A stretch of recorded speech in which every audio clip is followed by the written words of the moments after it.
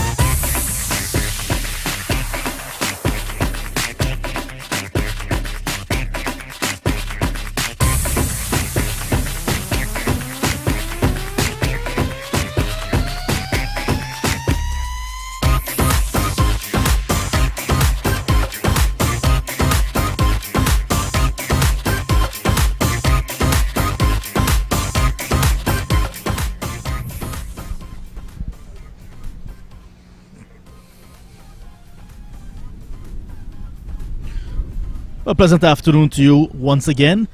We're coming to you live from the National Stadium at Providence in Guyana.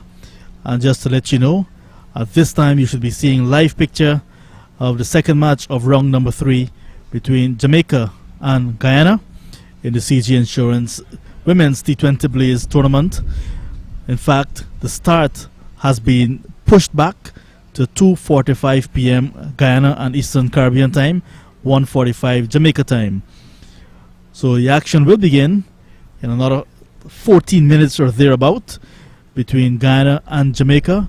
We had some rain earlier, and rain caused the toss to be delayed and pushing back the start of the match by just 15 minutes. So we should have been having live action right now, but because of a little bit of delay, match will now start at 2:45 Guyana and Eastern Caribbean time, 1:45 in Jamaica. So we'll be back in about 6 minutes time to begin coverage of match number 2 of round number 3 here in Guyana. Do join us.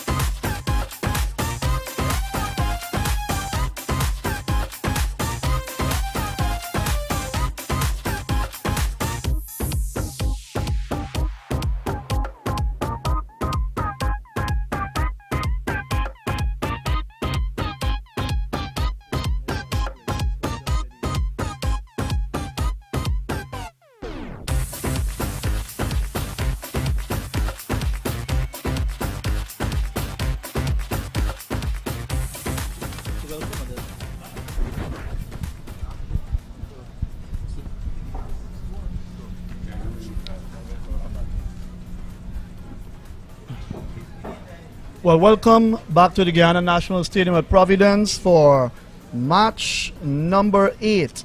Guyana versus Jamaica.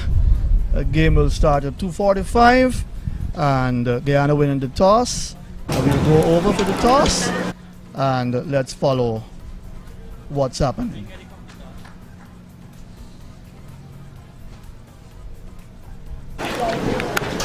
All right, so the umpires are making their way out. In the middle, umpire Shannon Crawford and Ryan Banwari. Again, Guyana have won the toss and have elected to bat here. Remember, their second match washed out where they picked up 2 points along with Trinidad and Tobago. And now it's a good sign that they'll be able to play in this game. Little rain would have delayed the start of the game, which was scheduled to start at 2:30, but we'll have a 2:45 start, and the toss was taken at 2:25.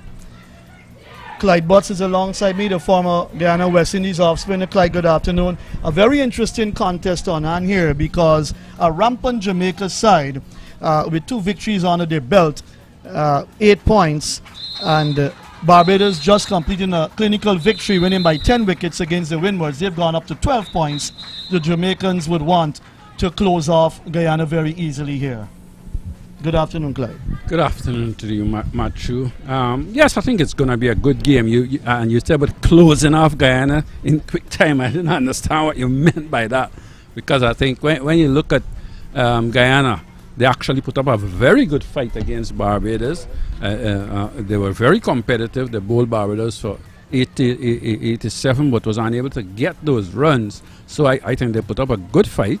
But it was what's going to happen today. When you look at Jamaica in their last game, although they won that game, I don't think they bowled that well.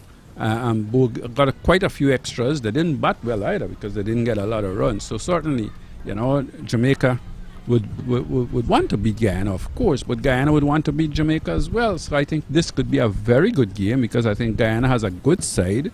And the first game they played, I think they panicked a little. Hence, they were beaten by Barbados. So for Guyana, Sharika Campbell gets a knock ahead of... okay, so we have the knee. We must support all lives, and we know what's going on in the world. Respect due to everyone around the world, and that's very important. Henry will start the attack for Jamaica. And Jamaica playing Taylor, McLean, Williams, Howell, Brown, Henry, Sanford, Waysome, Walcott, Watts, and Nation. And Brown on debut. For Jamaica and Guyana, Mangru, Mentor, Shamin Campbell, the captain. Gajnabi, Fraser, Grimman, Schultz, Toussaint, Smart, Munisa, and as I said, Sharika Campbell getting a first knock, with Orva Giddens being left out of this game. Slip, third man on the boundary, backward point cover, extra cover mid-off. First ball from Henry. And Mangru cramped for room. She defends, the ball bounces into the offside, and there is no run. In fact, Toussaint, beg your pardon, and Mentor opening the batting. Toussaint facing. And Henry bowling. She's had a good outing so far, Clyde. Chanel Henry has done well for Jamaica. Work out on the onside. You're going to get an easy single, as that was coming in a little to the right-hander. She was able to go back and just work it out on the onside and was able to get an easy single. So Guyana's got their first run off the bat. Look at the points. So Barbados, after 3 matches, 3 wins, 12 points. Jamaica, 8 points from 2 games. This is the 3rd game now. Then the Windwards, 1 win, 2 losses, 4 points from 3 matches. Guyana and Trinidad and Tobago on 2 points. Well, Guyana will want to improve that points figure.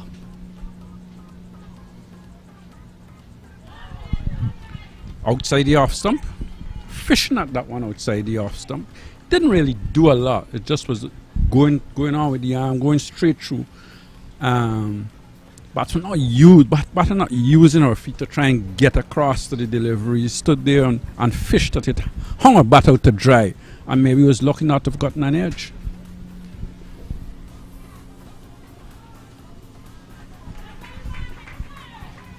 Nice, pleasant drive out into the cover region, unable to get a run. And that's the sort of line I think Henry needs to bowl.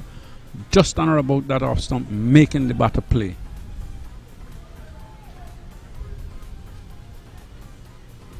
Rada Williams, the vice captain at cover. And given out, first wicket, leg before wicket. Came across her stumps, Clyde, and out leg before wicket. Mentor was gone without scoring. It's 1 for 1. Yeah, delivery that was pitched up. It was fairly straight. She was going across her stump, probably looking to work it on the onside. As we have a look at the replay, yes, she was.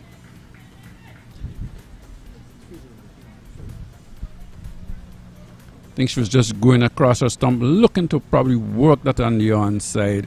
Just on or about the off stump, yes.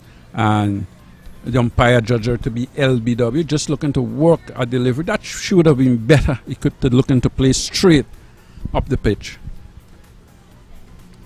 Not the start that Guyana would have wanted at all. Knowing that they've got their eyes set on winning this game, it's going to take a lot of doing from them. Shanetta Grimman, the new batter, at number 3 for Guyana. So it's 1 for 1, 1 delivery left. Henry has struck already and has been in good form with ball in hand, and she got a lovely 52 as well in the first match that she played in. First over comes to an end, 1 for 1. Yeah, very good over from Henry, bowling just on or about the off stump, making the batters play. And that last delivery was a good one as well. Just about the off stump, coming in back into the right hander. She was equal to it, pushing it out on the offside and able to get a run. Good over from Henry, and certainly the pressure immediately is on Guyana.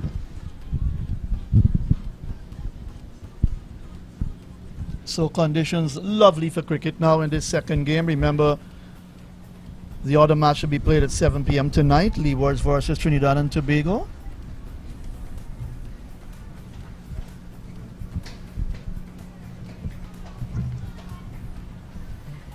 And from the Players Pavilion end, Vanessa Watts, who's been very mean, a very good spin bowler for Jamaica. She's opened the bowling for them, and she will bowl from the Players Pavilion end to Toussaint.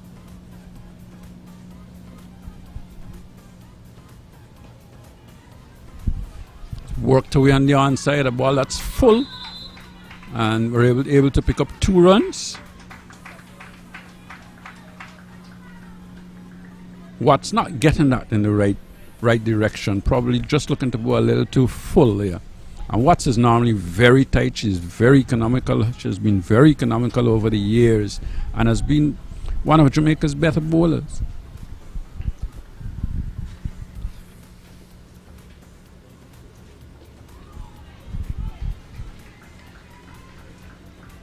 Are you surprised that Campbell didn't actually come at 3?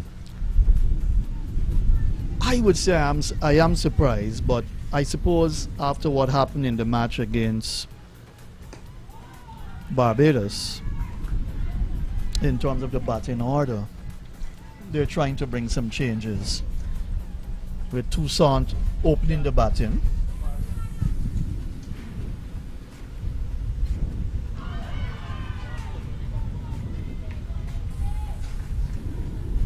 Struck on the pad, but that would have gone down the leg side. A little bit of turn, and it kept a bit low as well from Watts.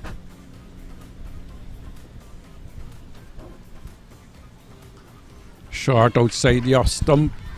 Toussaint is back, playing it just backward of square. There was half stop, but she's going back for the second. She's going to get it. Good running between the wicket between Toussaint and Mentor, as that was hit just backward of point on the offside. You feel it coming across. I think it's Henry, Chanel Henry, half stopped it, and it went out into the deep, and they were able to get 2 runs. Good looking shot from Toussaint. Nice shot. She's gone up to 5.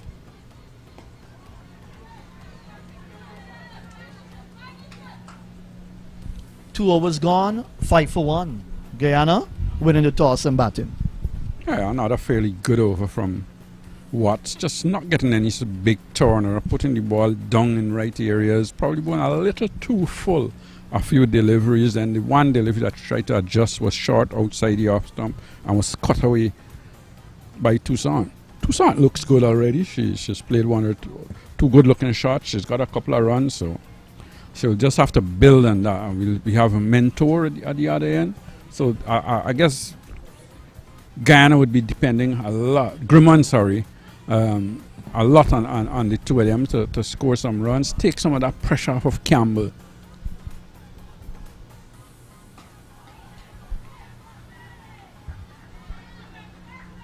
Good delivery. Cramped for room as she hustled into the shot, defending into the onside.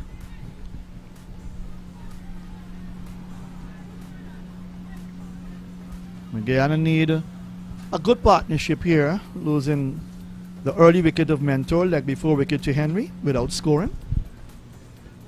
Oh, this is it. I think this might be just outside the off stump.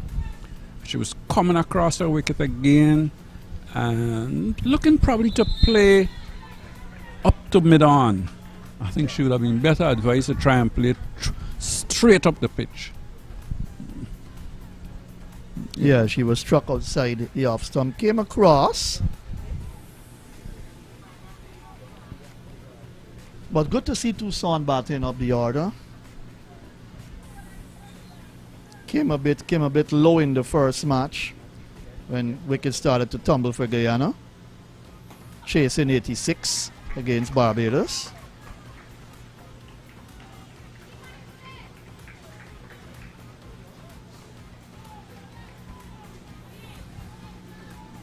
I think it's important that you get a partnership earlier on in the power play, but not only a partnership, but score at a decent rate as well.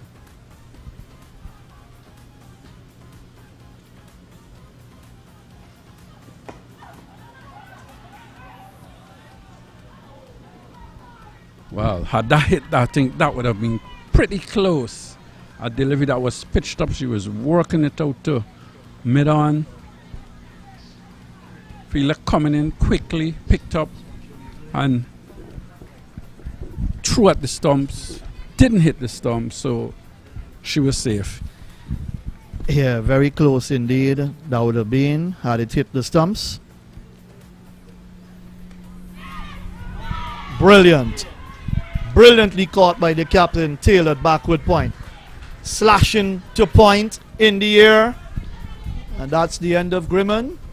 She's gone back. She's going to walk back to the players' pavilion. And Guyana in a lot of trouble here now.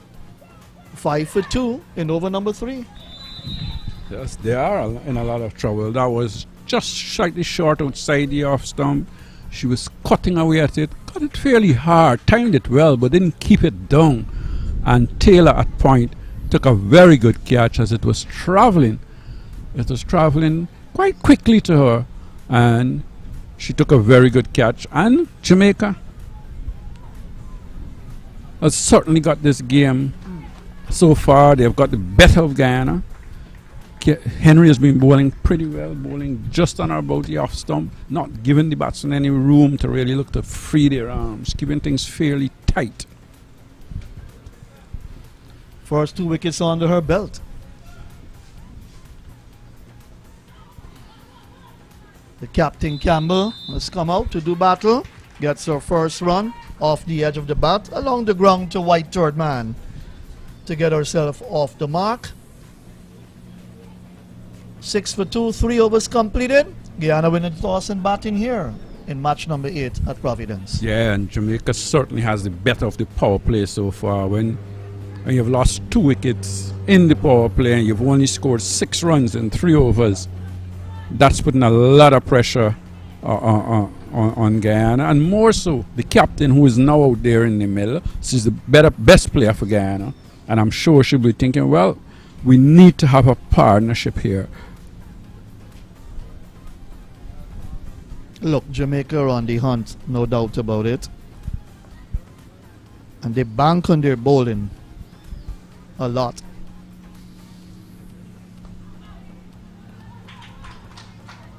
Across, steers it out through the gully area. Campbell, the captain, gets her second run. Watts continuing from the place pavilion end in her second over. None for four from her first over.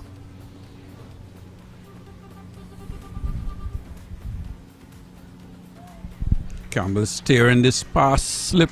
It's going to run very close to the boundary, but it's Toussaint, sorry, and they're going to get two easy runs.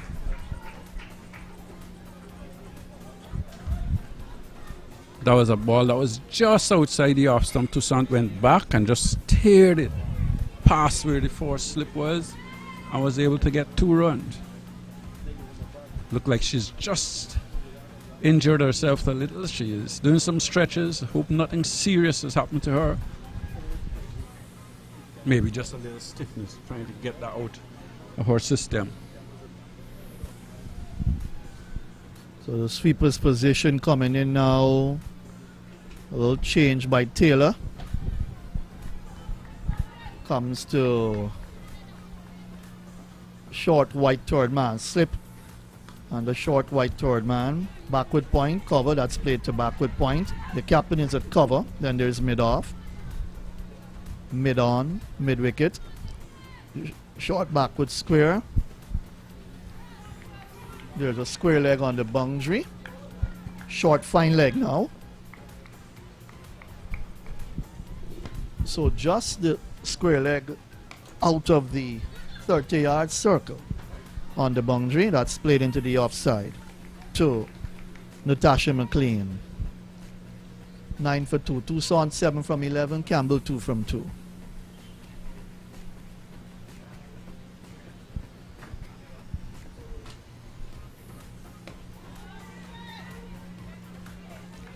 Well bowled and well played. Yes, I think what Toussaint is doing here is that once the delivery is straight, she's trying to play them as straight as possible back to the bowler. And when she gets a little width, she looks to score.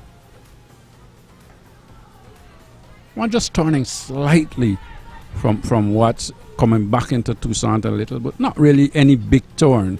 Watts over the years has not been a big turner of the ball. She's normally a very tight bowler, bowls in good areas, keep the pressure on the batters, and not hardly bowling any bad deliveries. That's her thing. Just bowl straight and keep the batters on their toes.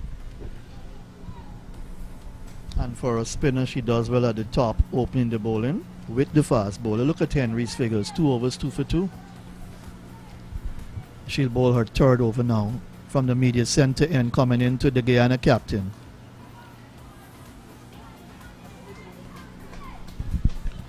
I guess this would be crucial for Guyana.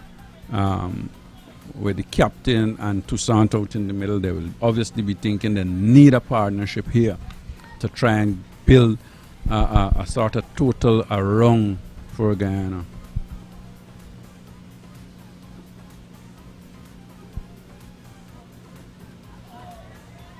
I agree with you, Clyde. This partnership here, very crucial, because Toussaint tends to be a little busy player out there in the middle. She likes to take the ones, the twos, will pick up the odd boundary, of course, and Campbell as well, very busy like. And these two can bat, and it would be good from a Guyana standpoint for them to put together a good partnership. I think they need to bat for a good time, but they need to continue to score and need to continue to rotate the strike.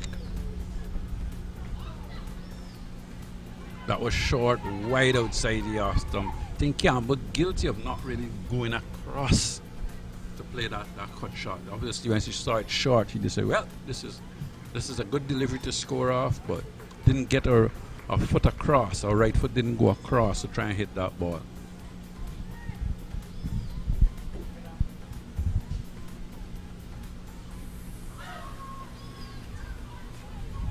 Delivery that's much straighter, worked on the onside, and they're going to get 2.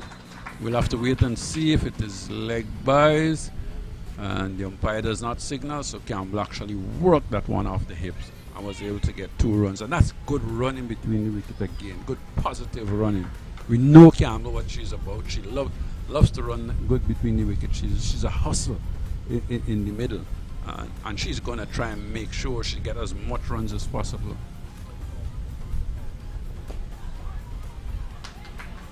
Nicely played out to mid-on, just wide of mid-on, had to come across, and they were able to get another single.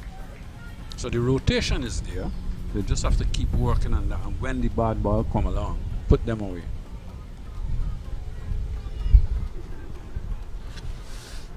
Yeah, away some down there at mid-on.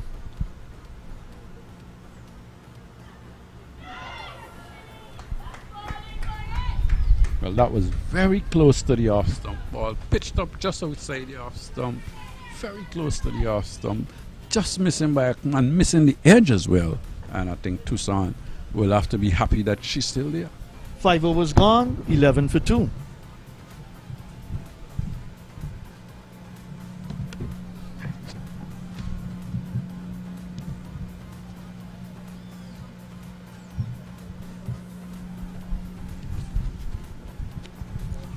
Not the start that Guyana would have wanted after winning the toss and deciding to bat. Sean Devers is alongside me now. Sean, good afternoon. Not the kind of start that Guyana would have wanted at all, with Corrine Howell about to pick up the attack from the place pavilion end. Good afternoon, Sean. Yes, they've lost 2 quick wickets, but their captain and best batter is in the middle, and a lot will depend on her, Shemaine Campbell. Good afternoon to you. Howell starts with a wide first delivery. Mentor a duck, Grimman a duck. Henry 3 overs, 2 for 5. And a stupendous catch taken by the birthday girl, Shemaine Stephanie Taylor, celebrating her 31st birthday today. Happy birthday to you, Stephanie.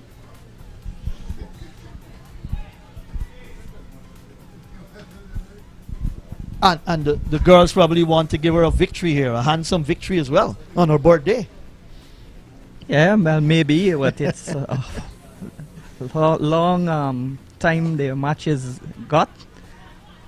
So it's too early yet to say they're going to get victory. But Jamaica always good in the field. Their good bowling is backed up by excellent fielding as well.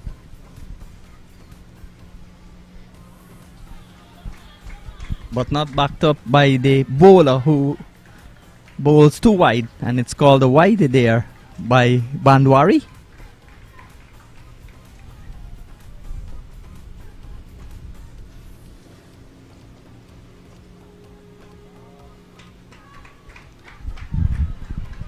Back goes to Son, pulls that away along the ground to mid-wicket.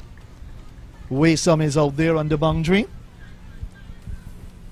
She gets a single. Campbell comes in to strike. 6 from 9 and Toussaint 8 from 15. The umpires for today, firefighter Shannon Crawford and Ryan Banwari.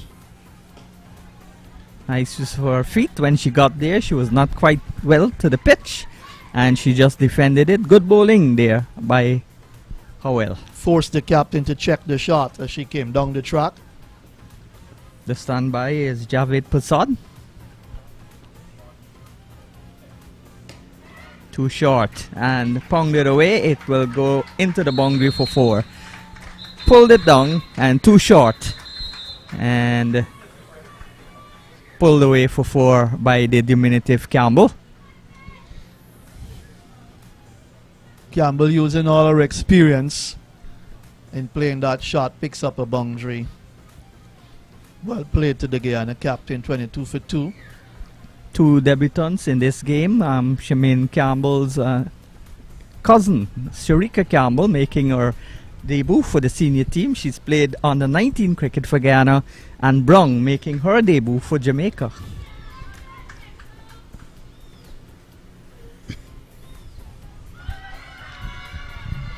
Given out leg before wicket. Coming inside her stumps, looking to play the slug sweep And the ball cannoned into her pads. Well, we've got to look at that replay. But the captain is gone. Campbell, big wicket for Howell to have picked up here in the 6th over. 20 for 3 now. Guyana in all sorts of trouble. Yeah, let's look at the replay. Can we see a replay for that? And that looked marginal. Let's see.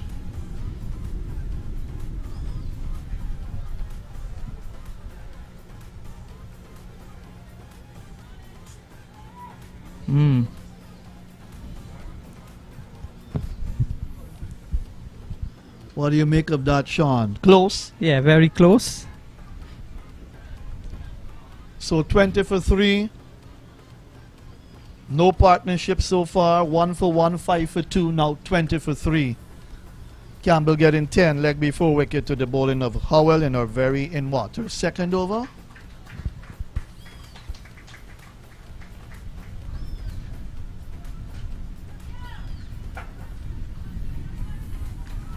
Gajnabi, another gifted, talented cricketer, comes out to do battle for Guyana. The Jamaicans have been on top thus far. And even though the Guyanese would have shuffled their batting order after that game against Barbados, it hasn't paid off as yet.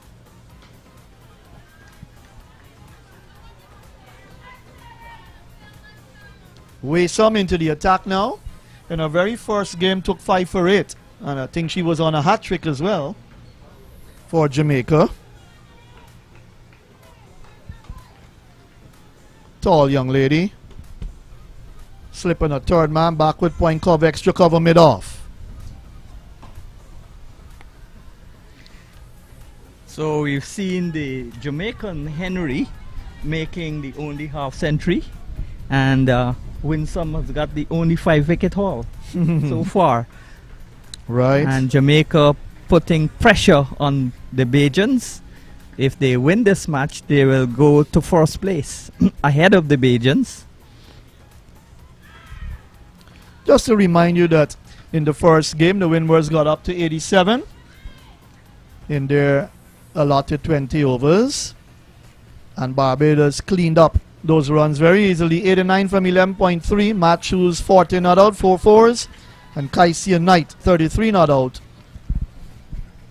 2 fours and a 6 with 16 extras, winning by 10 wickets. Outside the line of the off stump, and the 21-year-old Gajnabi, Ghana's latest West Indies player.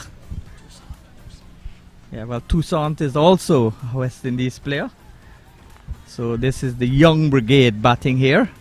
We've seen a lot of old players continue well into their 30s.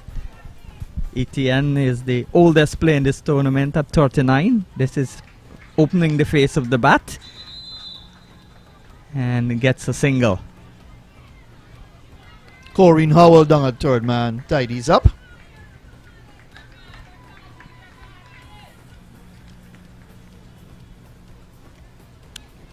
But Guyana's got to do some batting here, Sean. This is serious business here now in over number 7. And they've lost 3 quick wickets. And the big scalp of the captain, the experienced player, the international player, leg before wicket to Howell for 10.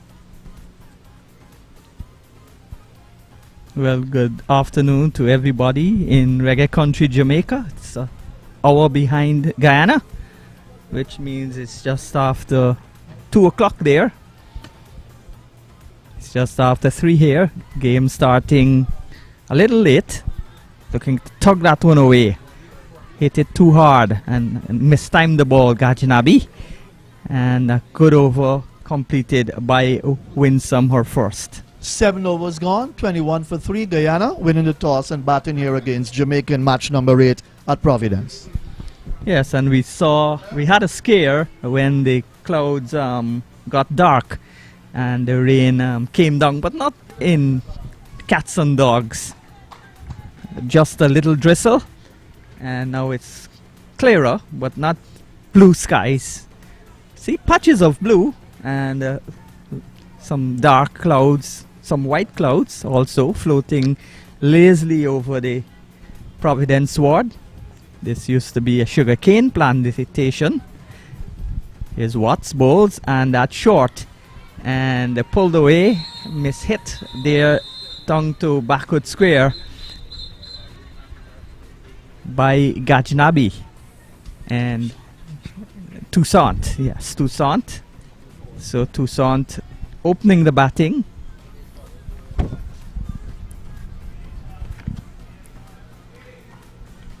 Yes, Howell in our second over. Not in control of that pull shot. Sean got it off, you know, in the ear, down to backward square, picked up 2. So not in control at all. She's gone to 11, and Gajnabi is yet to score.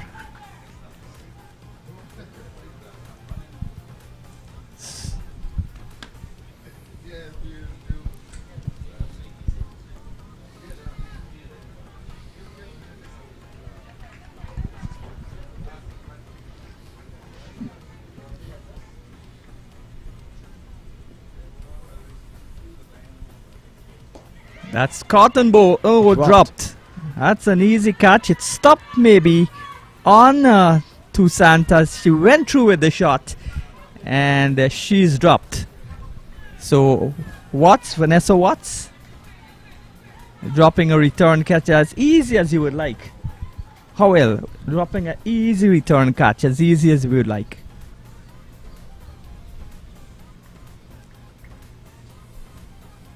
Howell in her second over, and that one spun back and made a little bit of height.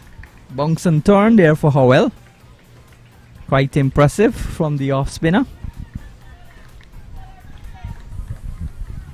Jamaica's got 5 50 over titles and 2 at the 2020 format. And she's gone, playing a loose shot and caught behind. So Howell strikes eventually after dropping. That catch didn't make no difference to the Jamaicans because she's gone 2 balls later, caught behind, and Toussaint has to make her way back to the pavilion. Guyana in big trouble now. They're 23 for the loss of 4.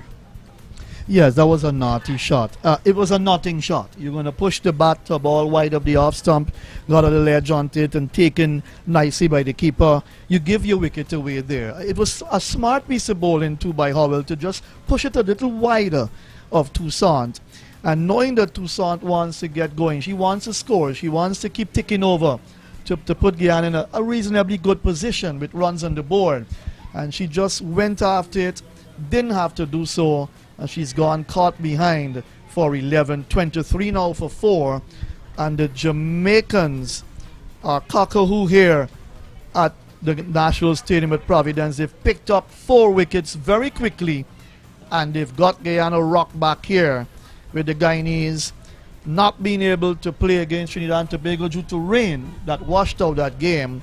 They lost to Barbados, and now they really wanted to come back here nicely and play a very good game of cricket against Jamaica. But so far, Sean, the Jamaicans have been well and truly on top. Yes, and so the young debutant makes her way now to the middle. So Rika Campbell, the cousin of Shemaine Campbell. She takes guard from umpire Ryan Banwari, who's a police officer in the Guyana police force, and with him is a firefighter. He says that he's not a fireman nor a fire police. Shannon Crawford at square leg. Howell with a slip going down. Sun coming out back here at Providence bowls, and Campbell is playing her first delivery back towards the bowler. And when that ball hit the bat, you're a debutant, you feel a sigh of relief. The next thing you want is to get off the mark.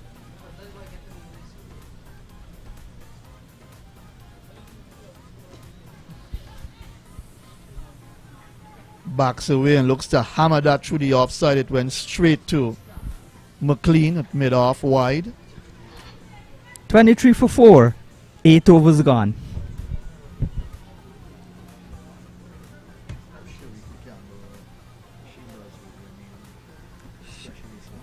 Bottom, yeah.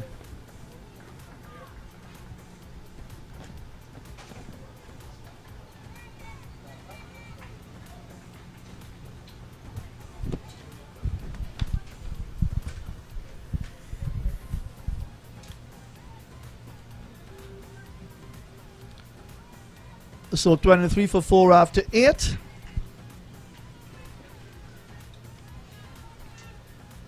Gajnabi is on strike to Waysam.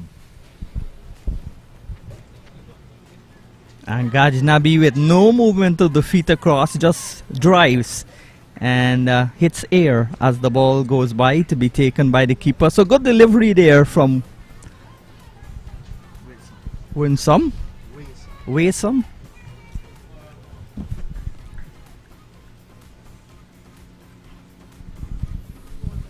Waysam. Nisha and Waysam. Down the leg side, and it's flicked away, and looking to put the pressure on the fielder's arm, and they come back for a second run. That's good running from the Guyanese pair. A little bit of hesitancy at first in looking for the second run, but in the end they got it because the ball came down to long leg. So the total going up now to 25 for 4. With some big black side screen behind her back, and that's driven into the onside, and it's going to be down towards the boundary. Excellent stop. Great save.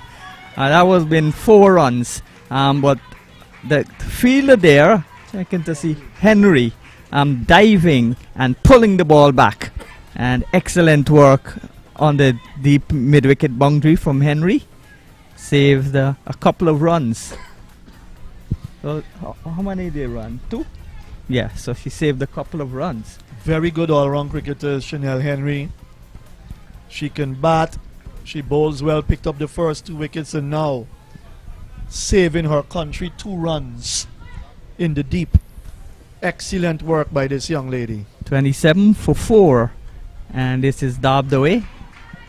Nice, elegant shot. And Howell picks the ball up at third man. And Gajnabi goes now to 4.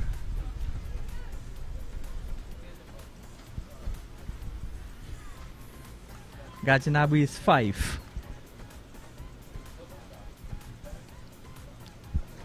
2 nice shots from her so far.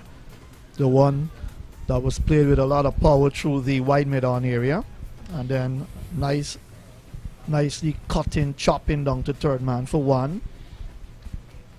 Campbell, another Burbetian in the side.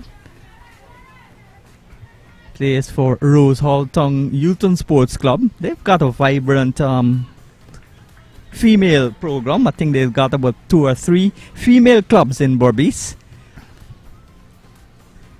Wants to following the footsteps of our more famous cousin, Shemaine Campbell, who was the only player in that tournament in Dubai. That's a wide down the leg side. We were delivery there by Waysam, and it's total going up now to 29. Yeah, one of the rare bad deliveries from Waysam there, getting the line wrong on that occasion and giving away the extra. Extras now 3, so they've been very tight, mean in the bowling department, Jamaica, not giving away anything much via extras.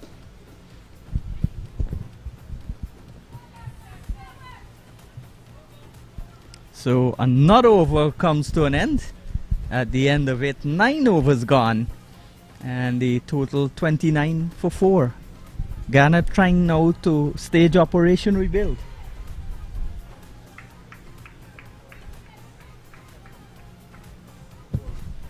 Yeah, it's just a touch over 3 runs per over there, Guyana.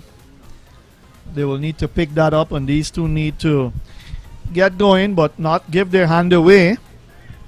Remember, Mentor went leg before wicket to Henry for a duck. Grimman caught by Taylor. Lovely catch from the birdie girl at backward point off Henry for a duck, 5 for 2. Campbell, the captain, leg before wicket to Howell for 10, 20 for 3 in the 6th over.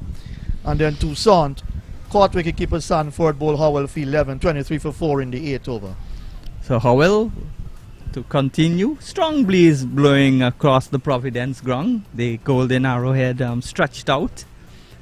We look to the west, we see the Demerara River. And we look to the east, we see the housing development. This is a ball that's dropped. Simple catch again.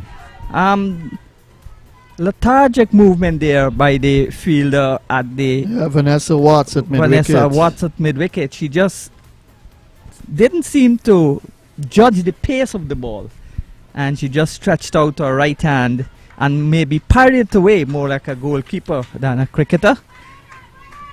But a single to Gajinabi, fortuitous run, and that's one is edged there by Campbell between the slip and the keeper, and she comes back for 2 again. Hesitation in the running. So this is not good from a Guyana point of view. Lots of miscommunication between the two, loose shots, and eventually the total going up now to 32 for 4. Not quite impressed with the running between the wickets there, hesitating too much. 2 runs were on there always. Edged away between the keeper and slip. That's Rada Williams, the vice captain. Howell bowls to Campbell. Campbell backs away, pushes it into the offside. They're going to get a run out. No, the ball misses the stump and the keeper drops it. And so that saved Campbell.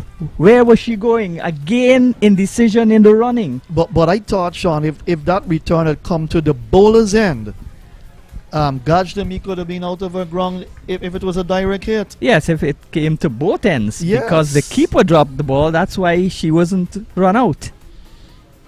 This is a loose cut again by Campbell. Goes back, give herself room. And playing a big booming cut. No contact. Moral victory there for Howell.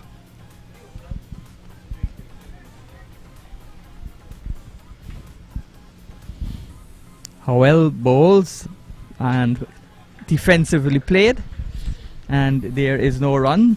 So these girls come from a country which is known for sprinting, the famous Usain Bolt. Marlene Otti. Marlene, yes. Marlene Otti, yeah. Osafa Powell. Again a loose shot, and again the over comes to an end. Campbell survives, and at the end of the over it's 32 for the loss of 4. We're at the halfway mark and it's time for a break.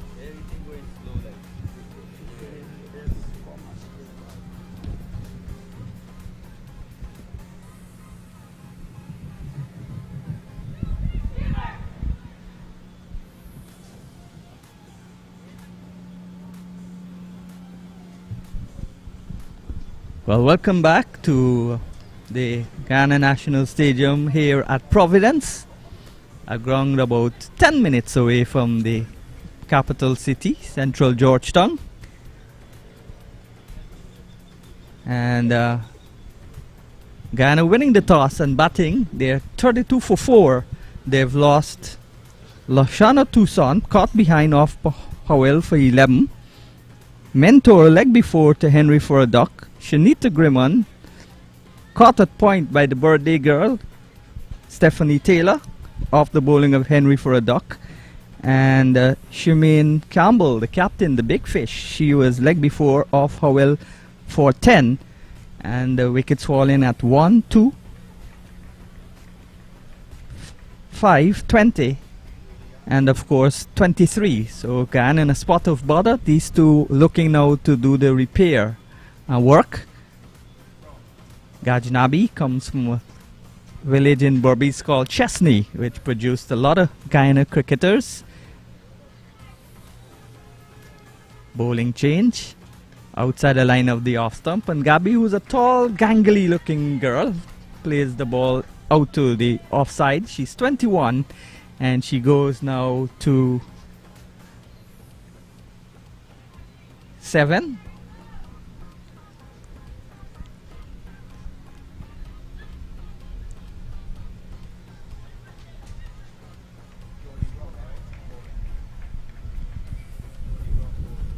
So the debutant, Jodie Brown, in her first match, left arm spin, and that's a wide delivery. And starting with a wide, she might be nervous in her first senior match for Jamaica, Jodie Brown. She could be, Sean. Playing at any time in your first game, whether it's for your country or not, it will be a time, but more so playing for your country. Left arm spin, Brown bowls, too short, too wide, and the back goes Campbell and plays it into the offside. So Campbell now goes to 3. Gajnabi is on 6, both from the county of Berbice, Guyana's second largest county. We've got 3 counties in Guyana: Demerara, Essequibo, which is the largest, and Berbice. This is tugged away by Gajnabi, short, and played it with a horizontal bat out towards the long on position. And she gets a single. She'll go now to 8, and a total 36 for 4. Overcast conditions here, but no immediate threat of rain.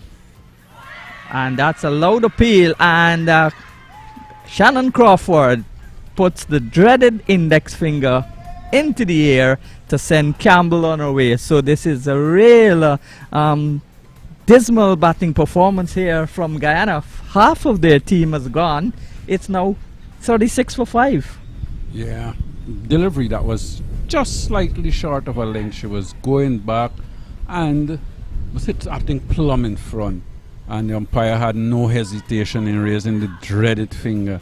Certainly, Jamaica has bowled well. They haven't fielded as well as one expected them to. They dropped a couple of catches, but they've bowled pretty well. They've kept things fairly tight, and they've always put the Guyana batters under pressure from ball one. I think Henry bowled well. She bowled fairly straight. Matter of fact, I think she has been the pick of the bowlers. She's looked the part, bowled fairly straight. And the other bowlers have supported her. When there was their turn, they've come on, they've supported her. Taylor has not had a bowlers yet. So that tells a story in itself, because when, you know, you're probably your most experienced bowler has not had a bowlers yet. That's a lot of pressure on the batting side. But they've certainly kept things tight. They've kept the pressure on the Guyanese batters. I think it may be at some time someone of the Guyanese batters have got to decide that they've got to take a chance, because you're losing a wicket, you're not scoring, you're way behind the game in terms of runs scored, and somebody maybe has to decide and take some chances. Sherry-Ann Fraser, another West Indian player, And she drives glorious shot. That's a superb shot by Fraser. First delivery was pitched up, and she spanked that with precision and class out towards the extra cover boundary for 4. She's off the mark with a boundary, and the total now going up to 40 for 5. That was a delightful shot. Well, that's the shot of the day so far, I would want to say, even though when we had a match before, but certainly that was a lovely shot. Ball pitched up outside the off stump, she was coming forward and hitting it nicely through extra cover. I don't think she tried to hit that hard, she timed it beautifully. Brown, left arm spinner, bowls, and that's outside the line of the leg stump, so wide that it's called a wide by the umpire Crawford, and the total going up to 41 for 5. So in case you just joined the feed, Windward Islands in their first game made 86 for 6, with Fletcher making 31 and James making 22. That's pulled away out towards the backward square, and she looks like she has positive intent, looking to up the tempo. She's only faced 3 balls, and well, in fact 2 legal balls. The second ball she faced was a wide, and that was pulled down towards the backward square position, and she got a single, so she's on to 5. Gajnabi's on 7, and after 10 overs, 11 overs have been completed, 45 for 2, 42 for 5. I think you're getting a little confused. You would have hoped that Guyana only have lost 2 wickets, but they have lost 5, and Jamaica, I think, continues to put pressure on the batting side. We did see Fraser coming out and play that lovely cover drive and then getting another ball down the leg side, which she swung away. And whether she's come out with that positive intent to score and probably try and take some of the pressure away from Guyana, I think that's a good intent. And these two are 2 young players. They've been around for a little while, but still young. And you would love to see them really getting a partnership going so they could put some pressure on Jamaica. Well, the birthday girl celebrating her 31st birthday today. Number 7 on her back, the Jamaica and West Indies captain, Stephanie Taylor, comes into the attack, right arm off spin, and bowls a wayward delivery down the leg side.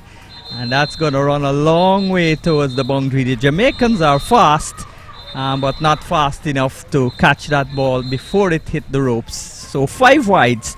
Helping Guyana's cause. They are now 47 for the loss of 5.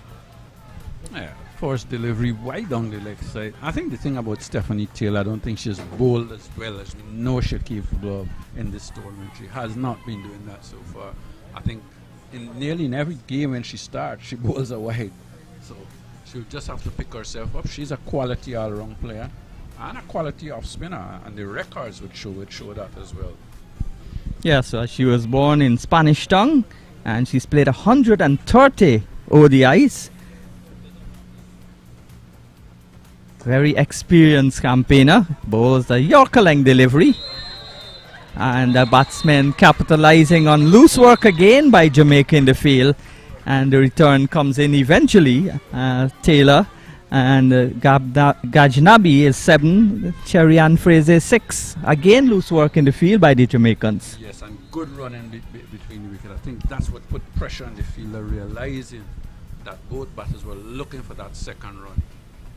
Flighted delivery, almost beaten in the flight. Looked to play on the back foot there to a ball that she should have played on the front foot too. Left-handed Cherry Ann Fraser. Very attacking young lady in terms of her batting. Forward she comes, plays it back towards Taylor. There's no run. Taylor was only on the 14 and on the 16 levels played for a school and captained the school team with boys included. Here she is, and this ball is clipped into the onside, and again it goes past Taylor, the return, but backed up in the offside. So another single there to Fraser. She goes now to 8. 7 is Gajnabi. 50 coming up, 50 for 5 in the 12th over.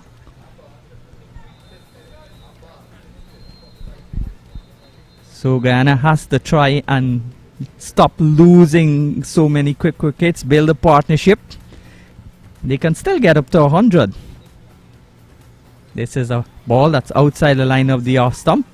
If she'd left that, it might have been a wide. I think it would have been. That was very wide outside the off stump.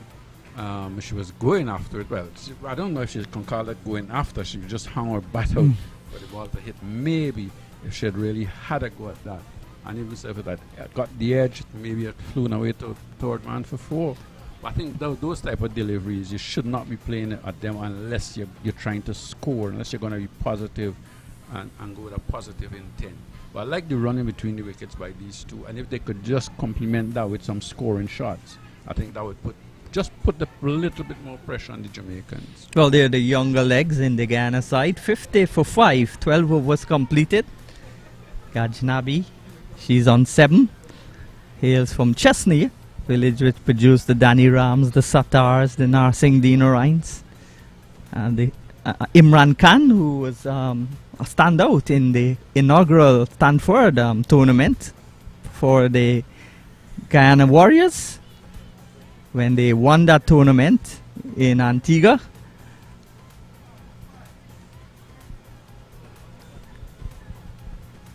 The left-hander leans on her bat.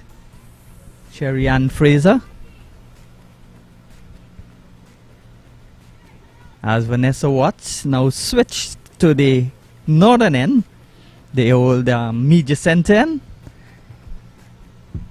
coming in from that end, and bowls outside the line of the off stump. No shot play there by Fraser. Had a quick look. Umpire Crawford signaled that suggested that was not wide enough to be called a wide. Again outside the line of the off stump, and oh my dear, that's an indecision again by these two batters. Clyde Butts. Yeah, I think what happens here is that Taylor has brought one of our better bowlers back to try and get a wicket. She don't want Guyana to have a partnership. That was a delivery that was short and wide. Look at the cut. It was knocked down at backward point. It wasn't fielded cleanly, and she was going for that run when it wasn't on. Another defensive shot. The dot balls taking up the rate. And that's another dot ball. So 3 dot balls in a row. 4 dot balls in a row. And that they've got to try and look to score. They've got to try to find a way to keep putting some pressure on the Jamaican bowlers. Watts bowls again, and that's another dot ball. So 5 dot balls in a row. Can she produce a maiden? A lot of more people have come into the stand. Are the GCA ladies still there? Some of them are still here, but most of them I think have gone. That's a ball again. A maiden over completed. The last ball beating the bat. Sherry Ann Fraser was looking for an expansive back foot punch. At the end of the over, 13 overs gone, and Guyana struggling. They're 50 for 5. Yes, they're struggling, and I think one of these ladies would have to play the sort of innings that could take them out of this struggle. They've got 7 overs left here, so you're thinking that Guyana probably needs another 50, 60 runs if they're going to try and make a fight or make a game out of this game. And I think one of these ladies out in the middle would have to try and step up their scoring. Taylor in overcast conditions bowls, and that's a ball that's pushed back towards the off spinner. In fact, her school ground, Etam High, was named after her in 2016 after she won the Female World Cup. That's punched away, finding the gap, and the deep field on the boundary comes in and limits the scoring to just 1. So Gajnavi goes now to 9, 8 to Fraser. And of course, that year, 2016, both the under-19 team, which was captained by Shemron Hetty-Meyer, and the men's team won World Cups. So you had 3 World Cups in the year 2016. That's a lovely shot. Punched away out to the cover, deep cover, and they come back for 2. So she's looking to play her shots, and she's not slugging. She's playing nice looking shots. She's gone into double figures. She's 10, Gajnabi is on 8, Guyana 53 for 5. I think once you allow Fraser to come on the front foot, she looks good. It's when she has to go back, that's when the problem seems to be. Looking for a single there. Once she's coming on the front foot, she does Yeah. look good. Plays the ball pretty well out on the offside. Of course, Taylor played competitive football, coming from a country that became the first Caribbean country, the English-speaking Caribbean country to go to a World Cup football. Trinidad and Tobago did it. Of course, Haiti was the first Caribbean country to go to a World Cup football. Talking about football, Guyana playing Haiti this afternoon at the Lenora ground from 4 o'clock. Lots of promotion being done for that tournament. Ball on the line of the off, some stretching forward, and there is no runner. Dot goes into the book as the over comes to an end. 53 for 5. And am I feeling a little sprinkle?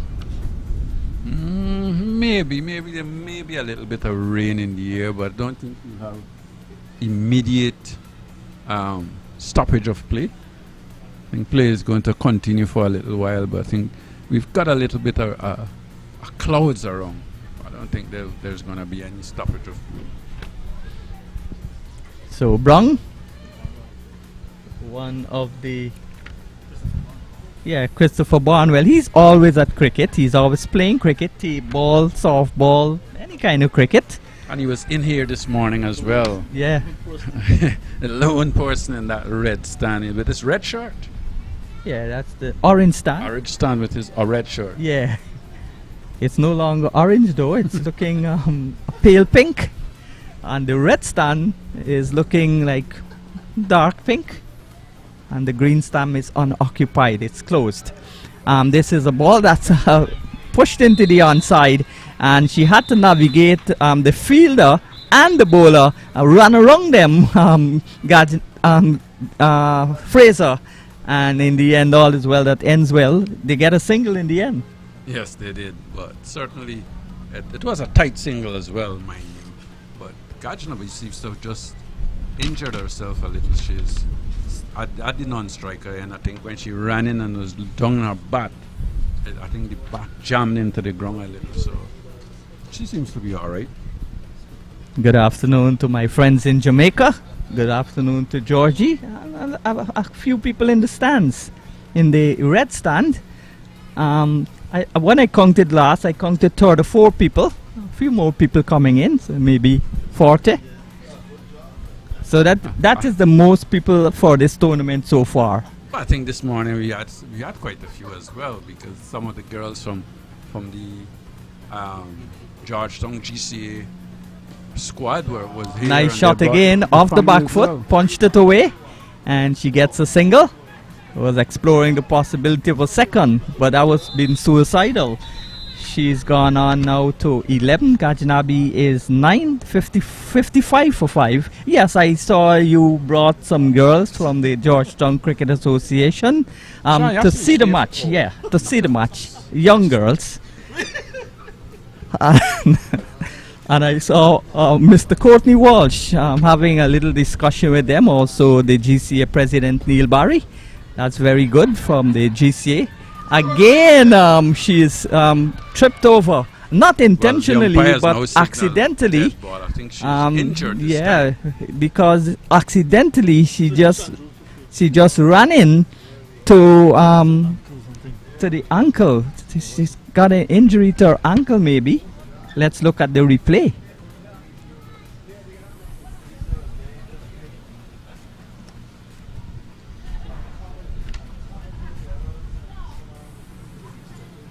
Oh, she went like a tackle, like in football. The inadvertently though, Brung, in her follow through, she was looking to pass Brung, and Brung accidentally stuck out her foot, and it collided with her ankle. So she's in a lot of pain, as the Guyana fielders, the Jamaicans, everybody. Looking at her now, concerned. Well, one is hoping that that's not too serious an injury. Because You don't want to see anybody being injured on a cricket field. Definitely don't want that. But there seems to be a lot of concern there at the moment. And the doctor is going out. So we saw Mandy being escorted to the pavilion on a stretcher in the last match after she collided with her partner, and we don't want to see that happen again to anybody on a cricket field. We saw injury in the earlier matches to Salmon, the Barbadian fast bowler, which robbed them of one bowler. They were already without Dottin, who's unavailable, and too many injuries in this tournament. In any tournament, we don't want to see that.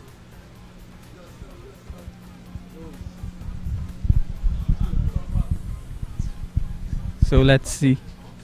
No, yeah, she's back up. Yeah. We'll just have to wait and see if she can make it. She's not putting on her pads yet. I think she's still there, trying to do a little bending over, trying to stretch, trying to make sure she hasn't damaged anything, any part of her leg. Taking some time though. Jamaica, the most successful team in regional cricket. They've got 7 titles. In fact, they won in 2012 when the first Blaze T20 title was introduced.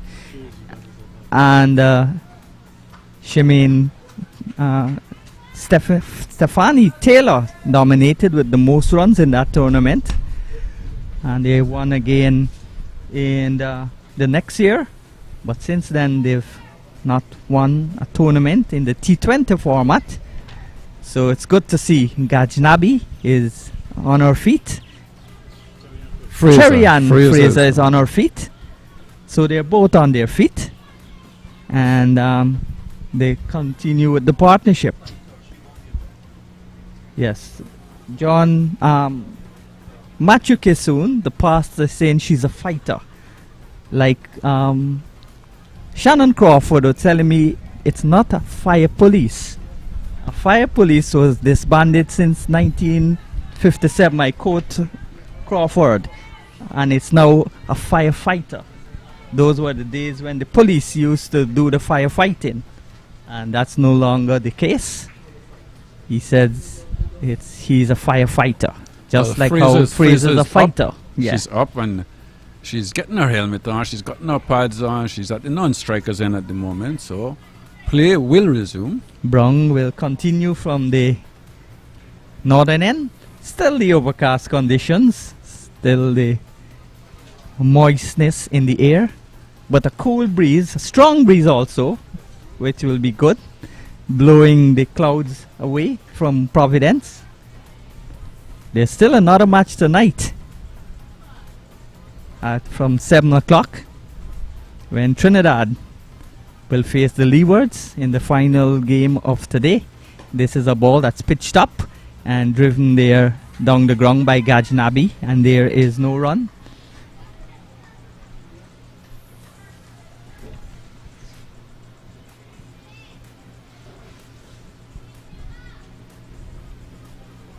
Brown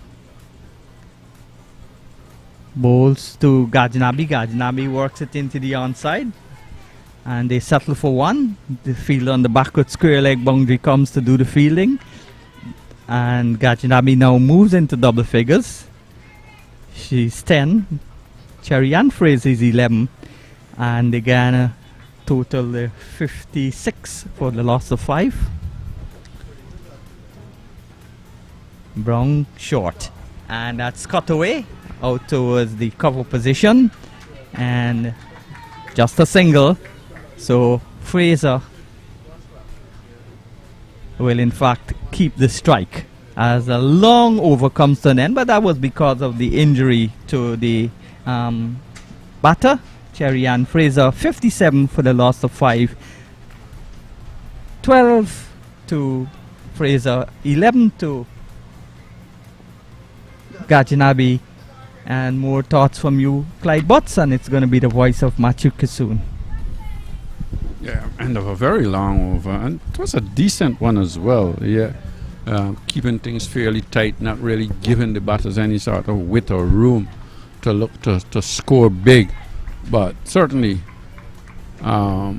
Jamaica still keeping the pressure on. I think both batters out in the middle would want to try and see if they could step it up a little for these last 5 overs or so. I think they need to, as I welcome back Machu Kisun. Hi Clyde, thank you. Good afternoon to everyone following the live streaming in the Caribbean region, especially and around the world, especially in Jamaica and Guyana as well. 2 teams playing right now. That's pulled away down to mid-wicket by Fraser, who's looked very good indeed, I must say. I thought she played a shot of the day through cover for 4.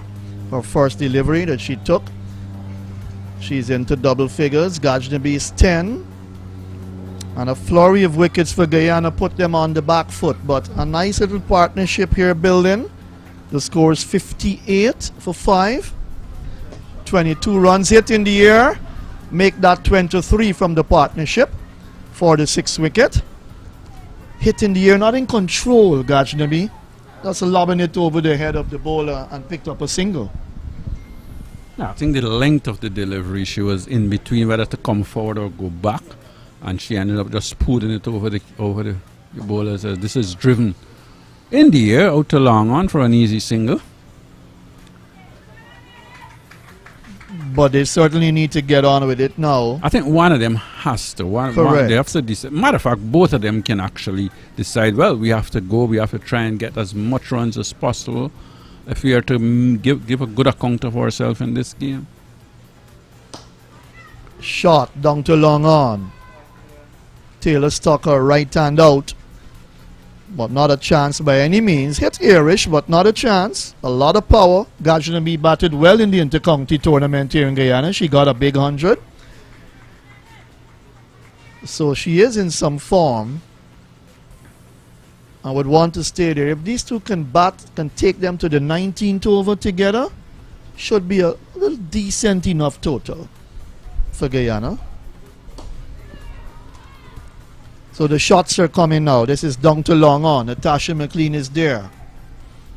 But Jamaica is actually bowling well to their field, because you're hitting the ball into the fielders. You're not finding the gaps. They're bowling full, they're bowling straight, and keeping the pressure on. Not giving them any sort of free runs by bowling wide outside the off stump or down the leg side. Keeping it tight, keeping it simple. Making them hit the ball up in the fields, up to long on, long off. 16 overs gone, 62 for 5. Gajnabi's 12 from 17, Fraser 15 from 22.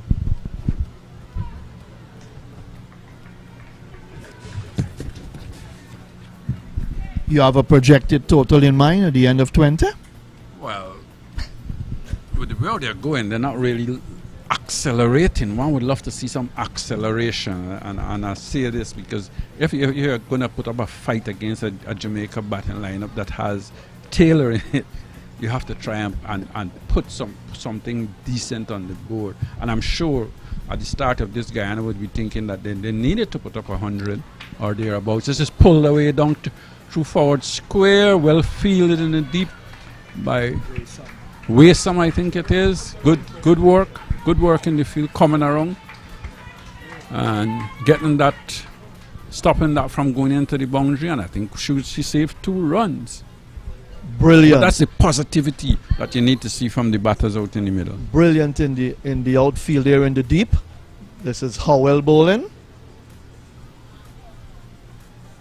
Final over, she's picked up 2 wickets so far. Make that 2 for 16 now in our final over. Taylor 3 overs. Brong, the debutant, 2 overs 1 for 11. Henry 3 overs 2 for 5. Waysome 2 overs for 7 runs. Watts 3 overs for 7. Henry picked up the first 2 wickets, and then Howell the next 2. Brong getting the 5th wicket of Sharika Campbell.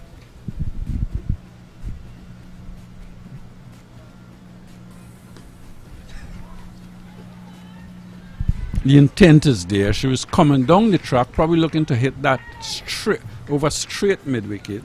Got the inner half of the bat and it went out to mid-wicket and they were able to get a single.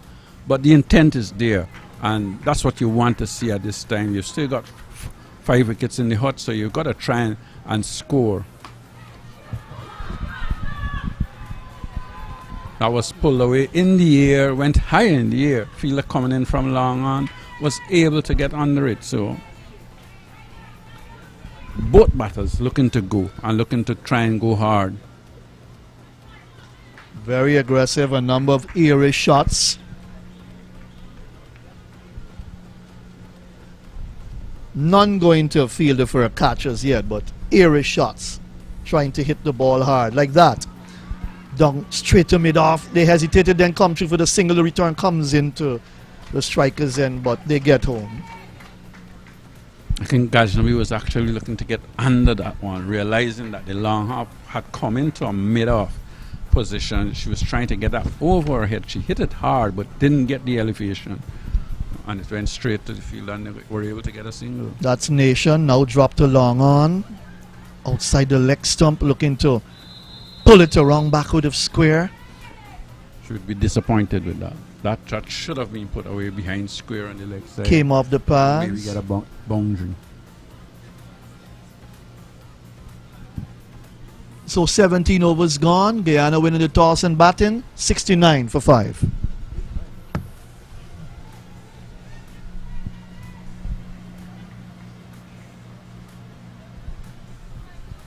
$69 for 5, 3 overs to go. You got 21 deliveries. I'm sure Guyana will be thinking they need to get up to that 100 mark. Sorry, sir.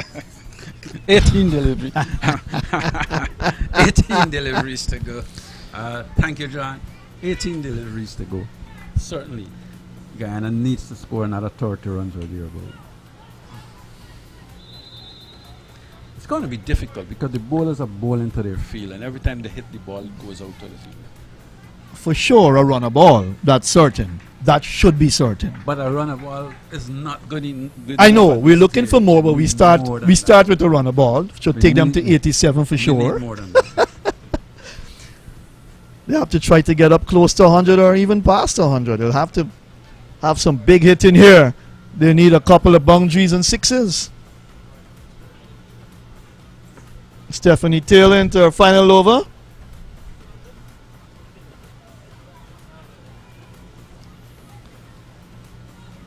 Goes back looking to cut the outer edge.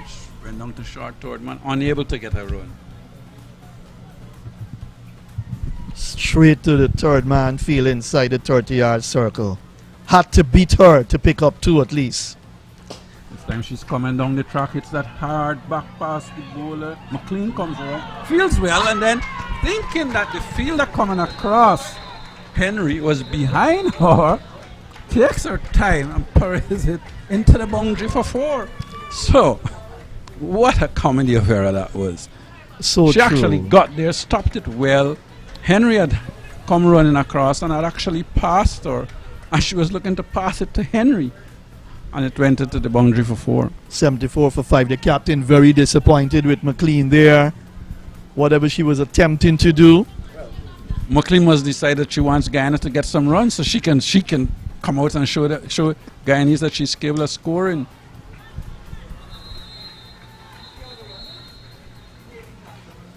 Henry comes around from long on. And who's on the ground? That's Sherry Ann Fraser on the ground again. Takes off the glove. She's certain in some discomfort. 75 for 5 in the 18th over. She's sitting down now on the pitch. She's 20 from 27. Gajnabi 19 from 22.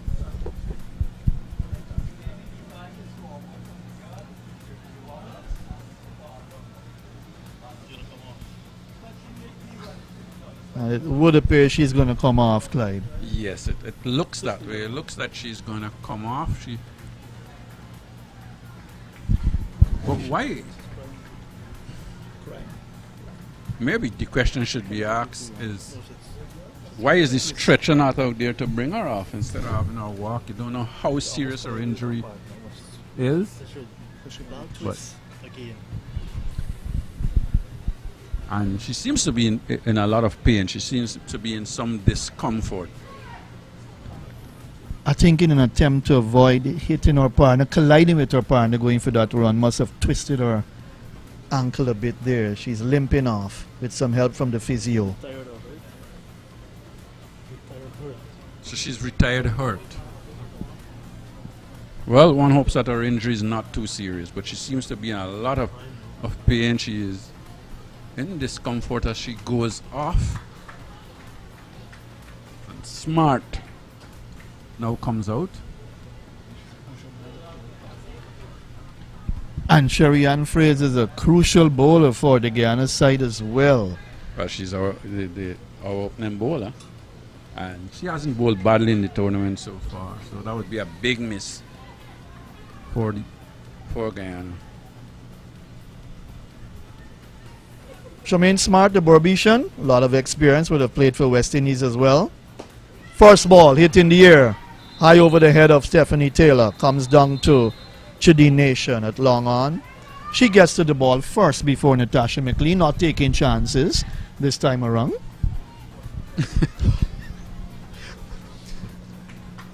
She gets off the mark, 76 for 5. So retired hurt is Cherry Ann Fraser. I think she got what? She's 22 or something. I'll check that figure for you in a moment. Big drive, down to long off. Natasha McLean comes in quickly. Just the one.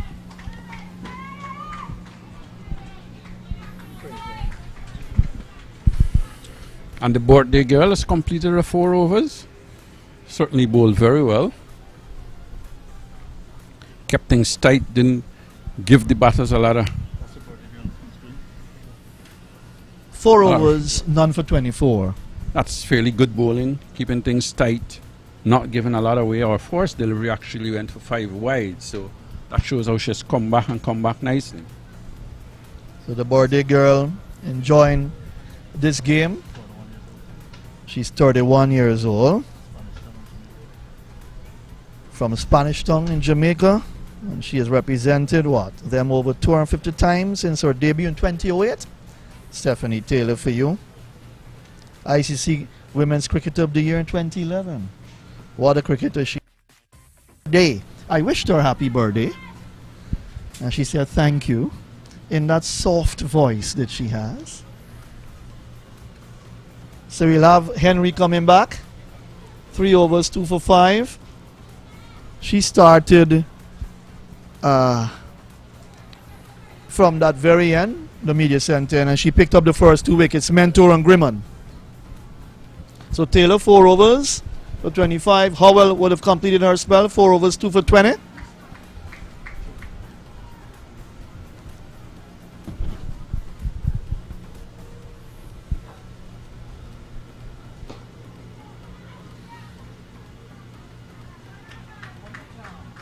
But Gajnabi is a good cricketer.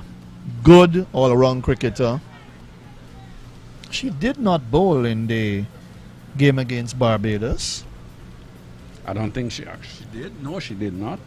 She may have to bowl now. Well, she will have to, especially if Fraser is unable to bowl. And again, well, she was going across her wicket, probably looking to play that little chink shot, flick over the shoulder down to fine leg, realizing the ball was wide outside the off stump. Then she ended up just pushing it back up the pitch for Henry to field. Might have moved a little bit too early, and Henry saw her and just kept it outside the off stump. Smart ball is Henry. In the air, down to long on wide. A couple of bounces to the fielder. She misfields. They're going to come back for a second. And the return comes straight back to Henry. Good run in between the wickets by these two. Gajnami wants to push it on. Of course, she has to. It's 18.3 over 79 for 5. The run rate is 4.27. 22 from 26. Gajnami.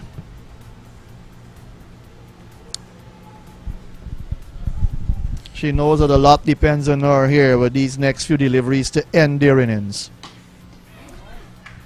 She was hitting that from wide outside the off stump, back towards Smart. Smart had to get out the way. Didn't time it as well as she would have liked. And certainly, I think some young cricketers are in the stand as well, just finishing their inter-association under 17 game up at LBI. I think Georgetown played the Upper Demerara team.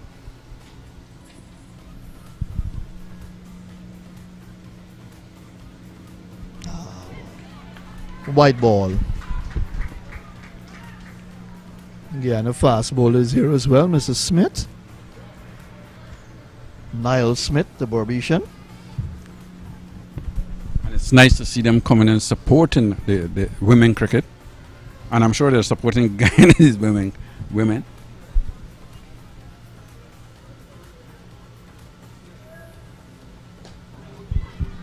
This is hit high in the air, out to backward point. And Stephanie Taylor, the birthday girl, takes another. Well, this one is an easy catch, comparably easy catch to the one she took earlier. And Guyana continues to lose wickets.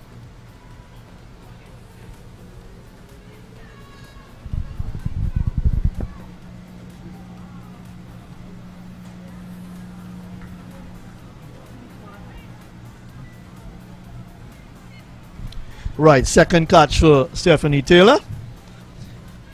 In the same position, one went very quick to her. That was Grimman who slashed the point, and Henry's picked up her third wicket in this innings. Smart going for 1. 81 for 6, one delivery left to complete the 19th over. Outstanding by Henry. Again.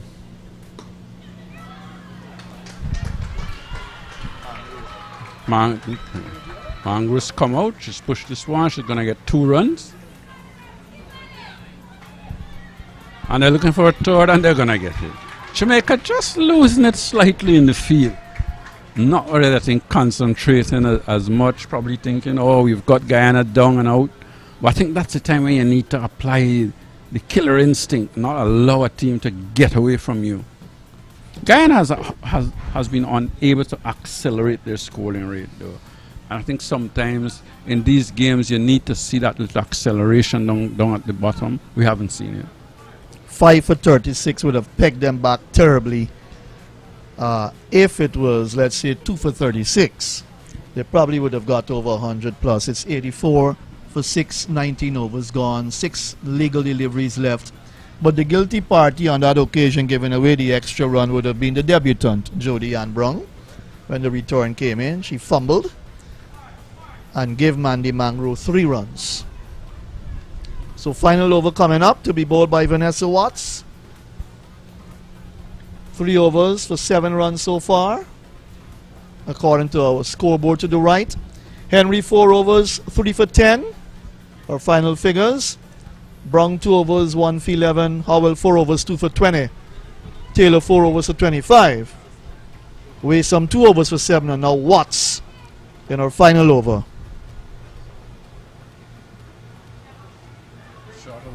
Shot outside the off stump. She's cutting away down to backward point.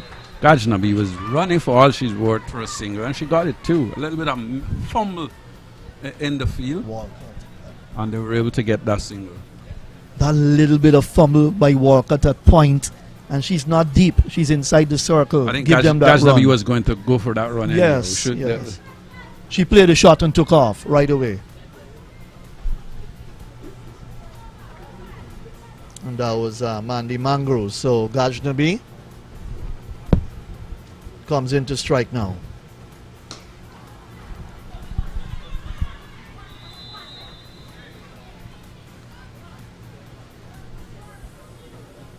Henry at long on. Sends the return in. One more to Gajnabi. 24 from 28. Mangro 5 from 4 comes in to strike.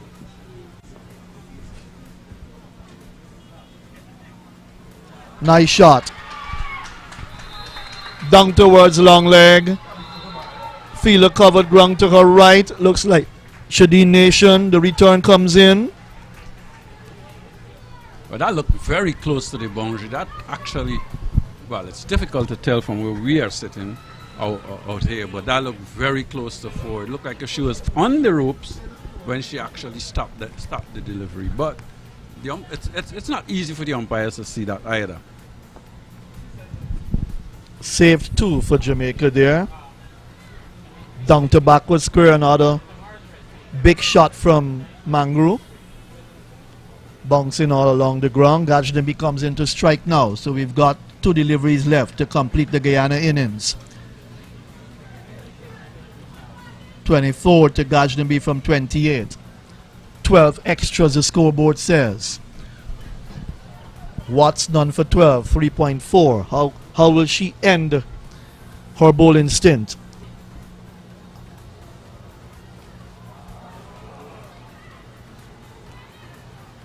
The intent was clear, Mr. Butts. The intent was a good one because they realized that the deep backward square actually moved to mid-wicket, and the deep backward square, the other person had come into the circle, and now she's going back, so there's 2 fielders deep on the leg side as the long off comes up.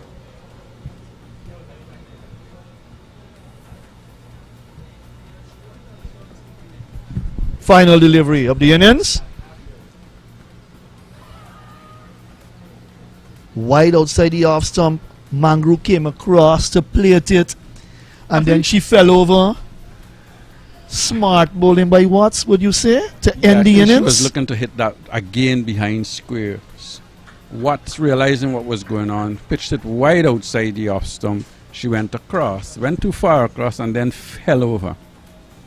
So good bowling by Jamaica. I thought they bowled pretty well. The good all-round bowling performance. Probably a little loose in the field, giving away 1 or 2 extra runs, dropping a few catches. But all in all, I thought it was a good bowling performance from Jamaica. Guyana did not get the chance to accelerate in their batting. They batted out their 20 overs, but at no time in their innings was there any acceleration. I think when you lose 3 wickets in the power play, you lost 3 wickets early on without scoring a lot of runs. That's a lot of pressure on your batting lineup. So you have to give Jamaica credit for the way how they bowled. So 90 for 6, Guyana ended 90 for 6 in their 20 overs. Mangru not out 8 from 7. Gajdembe 25 not out from 29 balls. And Watts finishing her 4 overs, none for 13. Henry 4 overs, 3 for 12. No maiden, 3 for 12. As I said, Watts none for 13. Howell 4 overs, no maiden, 2 for 19. Waysome 2 overs, no maiden, none for 7. Jodie Ann Brown, the debutant, 2 overs, no maiden, 1 for 14. And Stephanie Taylor, 4 overs, no maiden, none for 24. How many extras in that innings? In a moment, I'll tell you that. Getting the stats together. 12 extras in that innings of 90 for 6. Guyana, would that be enough to fight hard and come up with a victory against Jamaica? We'll take a break. When we come back, let's see how Jamaica reply to 90 for 6.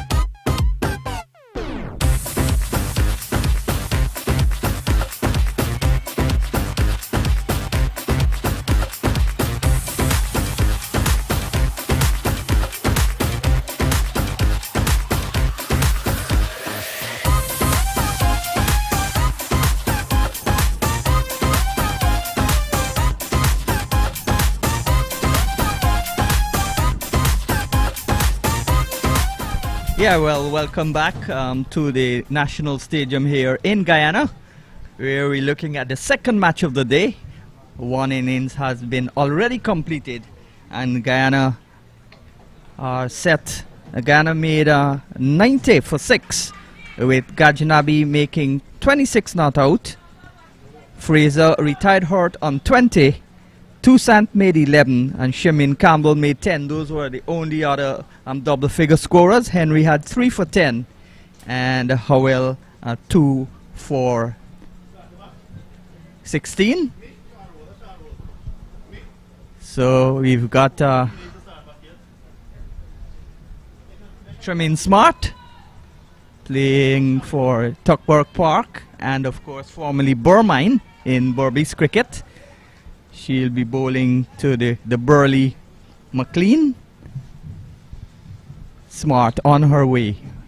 Bowls to McLean. That goes right through her. Cut her in half. And good, great, fantastic first delivery from Tremaine Smart. None for no loss. Jamaica. Good afternoon to you, Matthew. Hi, Sean. Good afternoon again. A ding-dong battle here. The Guyanese have got to step up in the fielding department and bowling. And it's good that they're starting with experience. Tremaine Smart. The 36-year-old races in, gets that one to bunks just back of a length and pushes it into the offside. McLean, a very testing delivery, almost bowled her. How did that miss this off stump? Well, we never know. There's just a solitary slip because they don't have a lot of runs to play with.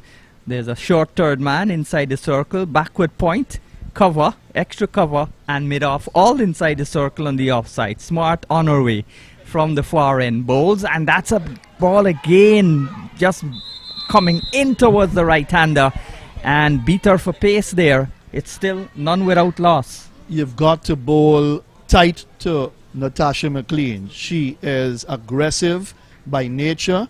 She's sent at the top of the order to hit over the top, and she does a good job of it. She has a way, if she doesn't get you, well, obviously you're going to get her. Smart looking to bowl. Smart, and he's fit boulder! Boulder! Tremaine Smart, very smart indeed. Natasha McLean and Tremaine Smart somersault. She's 36 and she's looking as fit as Kevin Sinclair, trying a somersault like Kevin, and one wicket for no run. Jamaica, horrendous start. The exact start that Guyana would have wanted to remove the dangerous Natasha McLean, who would have played a couple of good innings for them. They want to win this game clinically, but it's not going to be that easy. Nothing at all for her. Going back for a duck, it's none for one in the very first over. And Guyana ensuring that they've come out with a battle plan. The strategy is clear. You've got to have your experienced bowler on. And Tremaine Smart doesn't look as if she's lost much pace at all. Sean, at 36, she is excellent, and she kept the ball dead on target to Natasha McLean. The few deliveries before, she cramped her for room. She couldn't get the ball away, and then finally bowling her And middle what stump. amazed me with her is the back flick, celebrating the wicket. Yes, obviously very excited to have picked up that wicket, giving Guyana the start they need. But look who's out there now, the birthday girl, Stephanie Taylor. And Smart is looking at retiring this season. She's looking to go to the United States to do some coaching. Guyana will surely miss her. Yes, a level 3 coach. Yeah, Etienne is 39 and she's still playing. Smart, the 36-year-old, bowls to, oh my, that's a lovely shot. Played with disdain and ease down towards the backward square boundary for 4. So it's a lovely shot to get off the mark. The birthday girl, she says, happy birthday to all the Guyanese players. I think she was searching for the Yorker there and missed, and Stephanie Taylor into stride right away. That's the class of the birthday girl, the West Indies captain, the Jamaica captain, a woman who's played a lot of cricket at the highest level. That was a beautiful shot. She flicked it beautifully backward of square to get herself off the mark, and Jamaica off the mark as well, 4 without loss. You couldn't ask for a better start, the birthday girl. Yeah, well, she's played 111 T20s and 130 one-day internationals women after making her debut in 2008. So she's been a long time, and this is a lovely shot. Didn't find a gap though, was pitched up by Smart and stroked elegantly by Taylor. So she scored 700s and 50 third of 550s in ODI cricket. The over comes to an end. The first over gone. It's 4 for 1.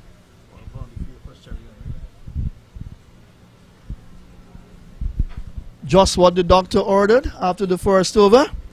Irva Giddens is on for Cherry Ann Fraser. And she lost her place in the team because she opened the bowling with Smart, the two Barbicians. But she's also 36, but looked like 36. And she opened the bowling and bowled a little wayward spell, so she lost her place. In comes Sharika Campbell, the cousin of Shemaine Campbell, and she got her debut. And what we predicted is obvious. Gajnami will bowl now, because no Sherry Ann Fraser to bowl in this innings. Gajnabi from the southern end of the ground bowls a lovely shot there, out towards the square cover position and down towards the boundary for 4. So Williams now gets into the boundary scoring. She's 4, Taylor's 4, and Jamaica from not for 1, now 8 for 1. 2 boundaries for their total so far. 1 from the captain, 1 from the vice captain. That was gloriously played through cover by Rashada Williams, the vice captain. And they would want to ensure that they stamp their authority on this Guyana bowling. Here is a ball outside the line of the off stump. The left foot was straight down the track, and now she moves it across as she rehearses the shot. It went past the edge and taken by Campbell. That's Shemaine Campbell, the captain of the Guyana team, Guyana's best batter in the West Indies team. Gajnabi, one of the young finds, she's 21 and bowls, and that's almost an edge as she looked to steer it down towards third man, got it off the outer part of the bat all along the ground. There's no slip in place, and so even if it was in the air, that would have been safe. And she scored a single, so she's gone out to 5. It's 9 for 1. It would have dropped short of slip. She steered it, got it off the edge, but no one had slip, and even if someone was at slip, it would have dropped short of the slip feeler. Let's remind you that Guyana got up to 90 for 6 in their 20 overs. Gajnabi rushes in and bowls to Taylor. Taylor punches it away out towards cover and stopped there by Schultz, and there is no run. Gajnami not out 26 from 29 balls, 1-4. Mangru not out 7 from 5 balls, 12 extras, and Cherry Ann Fraser retired not out 20 from 27 balls with 1-4. On the line of the leg stump again, clipped gloriously toward the backward square boundary. Would have enough to take it into the boundary, and that's her second boundary, Taylor, and she's gone now to 8. She doubles her score. Jamaica needing 91 to win. They are 13 for 1. If Guyana are going to peg back Jamaica here and put pressure on them, they've got to remove these 2 wickets. These 2 girls can bat. Remember, Guyana at one stage 36 for 5 in the 11th over. That pegged them back terribly, and they couldn't get over 100 in their 20 overs. And they have to now fight hard to pick up these 2 wickets. Young lady from parish called Spanish Town bowls, and that's pitched up. And Taylor looks to drive. Timed it well, but didn't place it. Hit it straight towards mid-off, and the over is completed. So it's 90 for 6 Guyana making. They need 91 to win. They're 13 for 1. 2 overs gone. Good batting by the experienced players out there. The international player, Stephanie Taylor, the birthday girl, 2 boundaries under her belt, and she's looking very good. Gajnabi in her first over, just giving that boundary away there. Trying a bit hard, but Smart will continue, and Guyana looking to really peg back these 2 batters, keep them under pressure until they can remove their wickets. They can get them. Of course, with McLean going bowled by Smart for Doc, it was a good start for Guyana. Ball on the line of the Midland leg stump by Smart, who actually is one of the players who played for the West Indies and then came down and played first division cricket with the boys. She played for Burmine. and she played also for Stockburg Park. Burmine was the initial name of Stockburg Park, and she played with boys at first division level. Actually opened the bowling with me for Burmine, and that was not a girls' game. A ball that's pitched up, good delivery, Yorker length, and well bowled again by Smart, and Williams just coming down on it, and she's kept on 5, tail on 8, 13 for 1. I know she was very disappointed in that first over when Stephanie got that boundary to backward square. Lovely flick shot. When she started to walk back, you can sense, wow, what did I do there? I could have done better there. A slip in place, Smart rushes in, bowls, and that's under edge, inside edge, down to the boundary. It will go for 4, because Irva Giddings is not the most mobile of cricketers, and she ran for all she was worth to her right, but couldn't stop the ball. Inside edge though, a shot in the dark in hazy sunshine. Yeah, the French cut, and that will always give you 4 runs, even though the shot looks a little bit ugly. It gives you 4. On most occasions. Fine leg would have had to be very fine indeed to cut that one off, but no chance at all for Irva Giddings, a substitute fielder on for Cherry Ann Fraser. Another boundary, and that's now 2 boundaries as well to the vice captain Rashada Williams. So she's gone to 9, 17 for 1, halfway through the 3rd over. Here's a ball that's outside the line of the off stump, loose shot looking to cut, and goes by to be taken by Campbell. So she comes from a country, Jamaica, which is produced the first English-speaking football side to go to the World Cup. Of course, Trinidad and Tobago was the second. Of course, the first the first Caribbean side would have been Haiti to go to the Football World Cup. Here's a ball that's back of a length on the line of the off stump. Played it into the offside. Of course, at 4 o'clock, which is a little while ago, the football match with Guyana and Haiti started at the Lenora Stadium. Many people would have gone over the river, crossed the Demerara Harbour Bridge, and then you go to the West Coast Demerara. That is short, and punched away out towards the cover position, and there is no run. So another over comes to an end at the end of 3 overs. It's 37. It's 17 for 1. Yes, a better over there from Smart as well. Kept it tight, and using our experience, bowling from the media center end, bowling with the wind in hazy conditions now, dark, more or less dark conditions here at the National Stadium. I'm surprised that the floodlights haven't started to be put on as yet, but they should be on very shortly as Gajnabi gets ready to bowl over number 4, 17 for 1, Taylor 8, Williams 9. Gajnabi, from a country which gained its independence on the 26th of May 1966 and became a republic on the 23rd of February 1970. That's the year I was born, and also that's the year we have Mashramani and Valentine's Day. And the country that also has the highest single drop waterfall, the Kite Shore. Here is Gajnabi bowls that steered away down towards 3rd man, and Taylor gets another run. She now goes to 9. 9 is Williams also. It's 18 for 1. You've been to the Kite Shore? Yes. Lovely, isn't it? Lovely. Yes, the highest single drop fall in the world, 11 times the height of the Niagara Fall. And that's not only the Kite Shore Falls. Only the Kite Shore. It's not only the Kite Shore Falls we have in Guyana. We've That's got right. falls like Oranduk, a lot of other falls, and they call Guyana the land of many waters because of the rivers and streams, not because of rain that falls every time cricket is set. There is the Old Man Beard as well, fall. I think you know about that one. That's close to Kite Shore as well. Nice fall as well. So Gajnabi in fading light bowls, and that's a good delivery. Bat and pat close together. She plays it into the offside. Taylor, she's looking very set. Her bat as broad as the side screen. Great development work in our country, Guyana. Yes, you look at Big the housing infrastructure. It's massively, it's tremendously improved for the last few years. You see so many high-rise buildings. This is on the line of the middle stump and out towards the, and even this ground here, that was a cane field where you see those industrial housing lots, and this ground was also a cane field built in 2006 for the 2007 World Cup. Here is Gajnabi on her way, bowls, and that steered away into the offside. So good comeback over from Gajnabi, putting the brakes on the scoring temporarily. Yes, she's bowling better. Seems to be into better rhythm.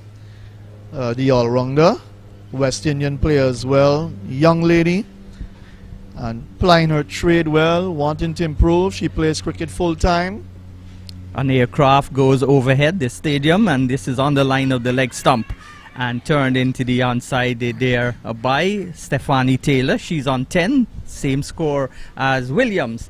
And as the third over comes to an end, the fourth over comes to an end, in fact, it's 20 for 1. Going at 5 and over, exactly 5.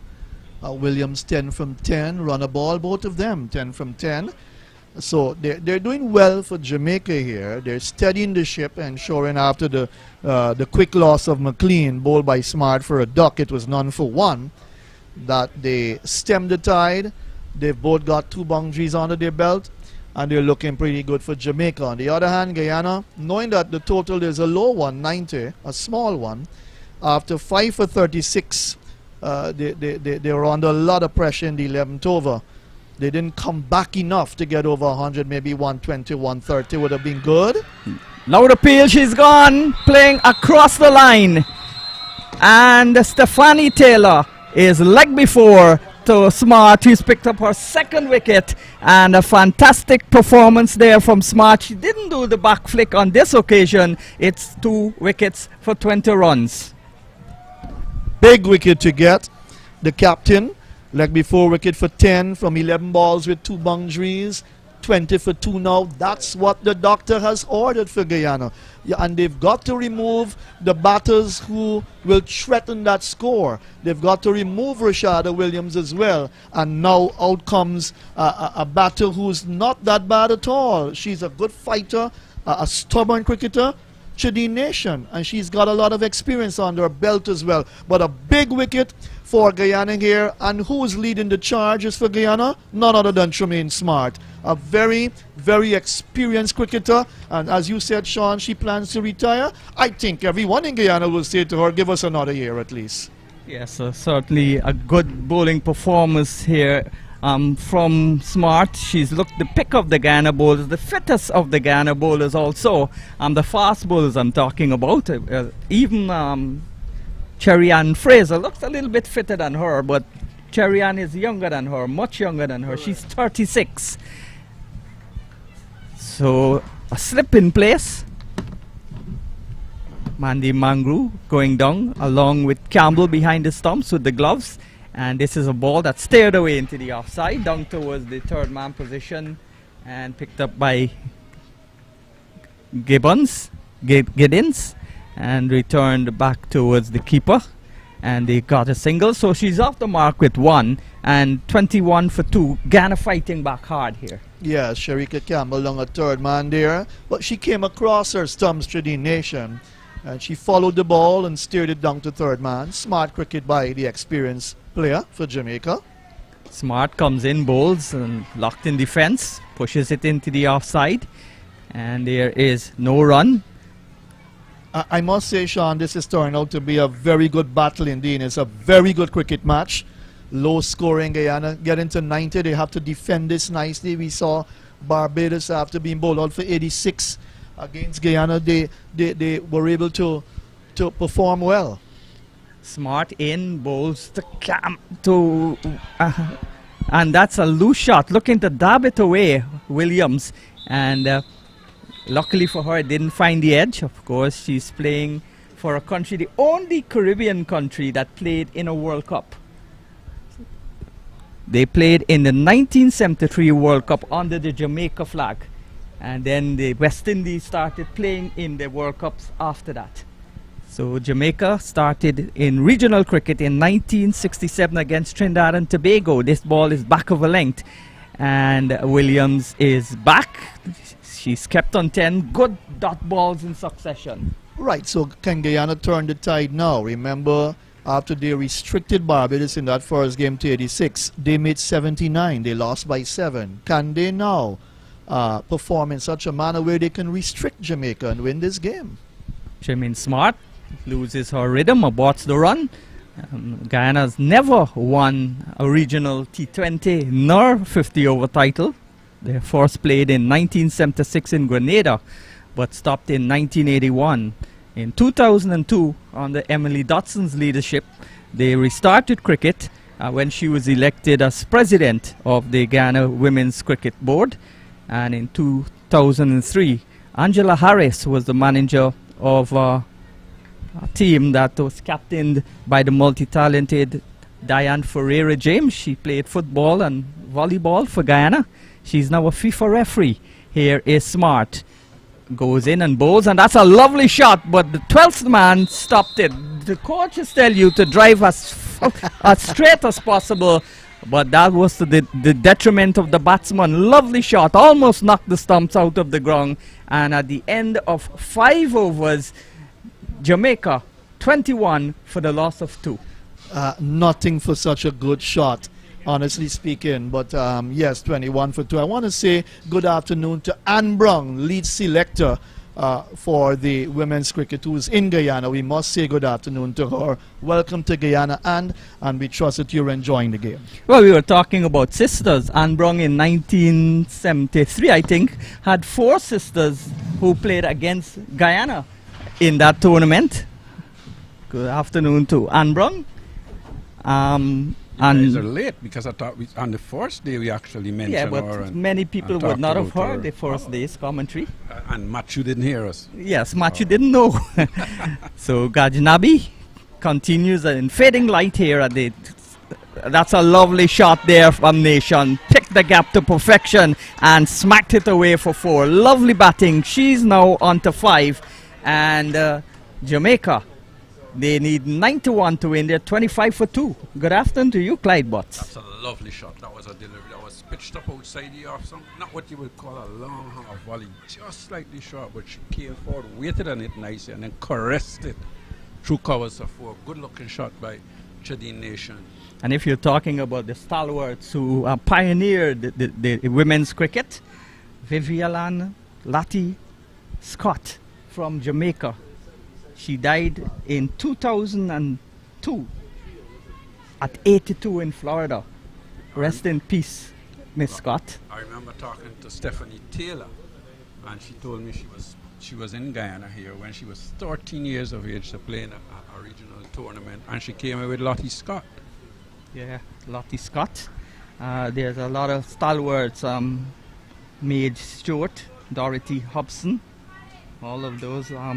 In fact, when Mr. Raphael organized the Multinose Youth Section in 1984, he's now the CEO and the PRO of the Guyana Cricket Board, we produced the last cricketer who played Test cricket for the West Indies in women, Godial, Indamati Godial. She's now Indamati Godial John. She was the last player. In 2004, she played Test cricket, but Test cricket is now no longer played by the West Indies. Here is a ball that's on the line of the leg stump and turned away by Nation out towards the backward square position, and they come back for the second. So 2 more runs to Jamaica, 2 more runs to Nation. She's on 7, Williams on 10, 27 for 2. Yeah, and Jamaica continues to look good. I think what's happening here, Gajnabi just a little inconsistent with her length and line. Though that last delivery was down the leg side, it was worked nicely off the pads. This is wide outside the off stump, looking to cut, doesn't get hold of it. And maybe Campbell would have to be thinking about bringing one of our spinners into the game. I think when you've only got 90 runs to defend, you've got to try and attack as much as you can. Well, like Barbados early on, Guyana is without a bowler. No fault of theirs due to injury. Sherry Ann Fraser would have been another fast bowler for Guyana, but she is out with injury. She retired hurt for 20 while Guyana was batting. So the over comes to an end. 6 overs gone, 27 for 2. Jamaica needing 91 to win this match. Yeah, I think Guyana here has to try and keep taking wickets. You've got to keep taking wickets. You've got to keep putting pressure on the Jamaica batters. If you want to win this game, you have to continue to take wickets. And maybe with a Chadi Nation and a Henry who's to come, I think those 2 wickets are crucial because those are the girls who love to score. And with the end of the power play and the score 27 for 2, I think Guyana can say they've done fairly well. And we are seeing the equipment that Providence has on the screen just outside of the scoreboard area. Downstairs there is the curator's office. They don't like you to say groundsman anymore. Curator's office, and well, that's where the curators get the stuff from. But normally, when there's a match, it goes on the other side of the ground to be under the stand. Yes, so spin introduced. Grimond, right arm off spinner, bowls to Williams. Williams is forward, pushes it back towards the bowl, and there's no run. So Clyde, the light fading. How long do you think from now the artificial lights will be in place? Beaten outside the off stump, a delivery that was pitched up, looking to go through the offside. Couldn't get an edge, but Shemaine Campbell as well failed to collect clean.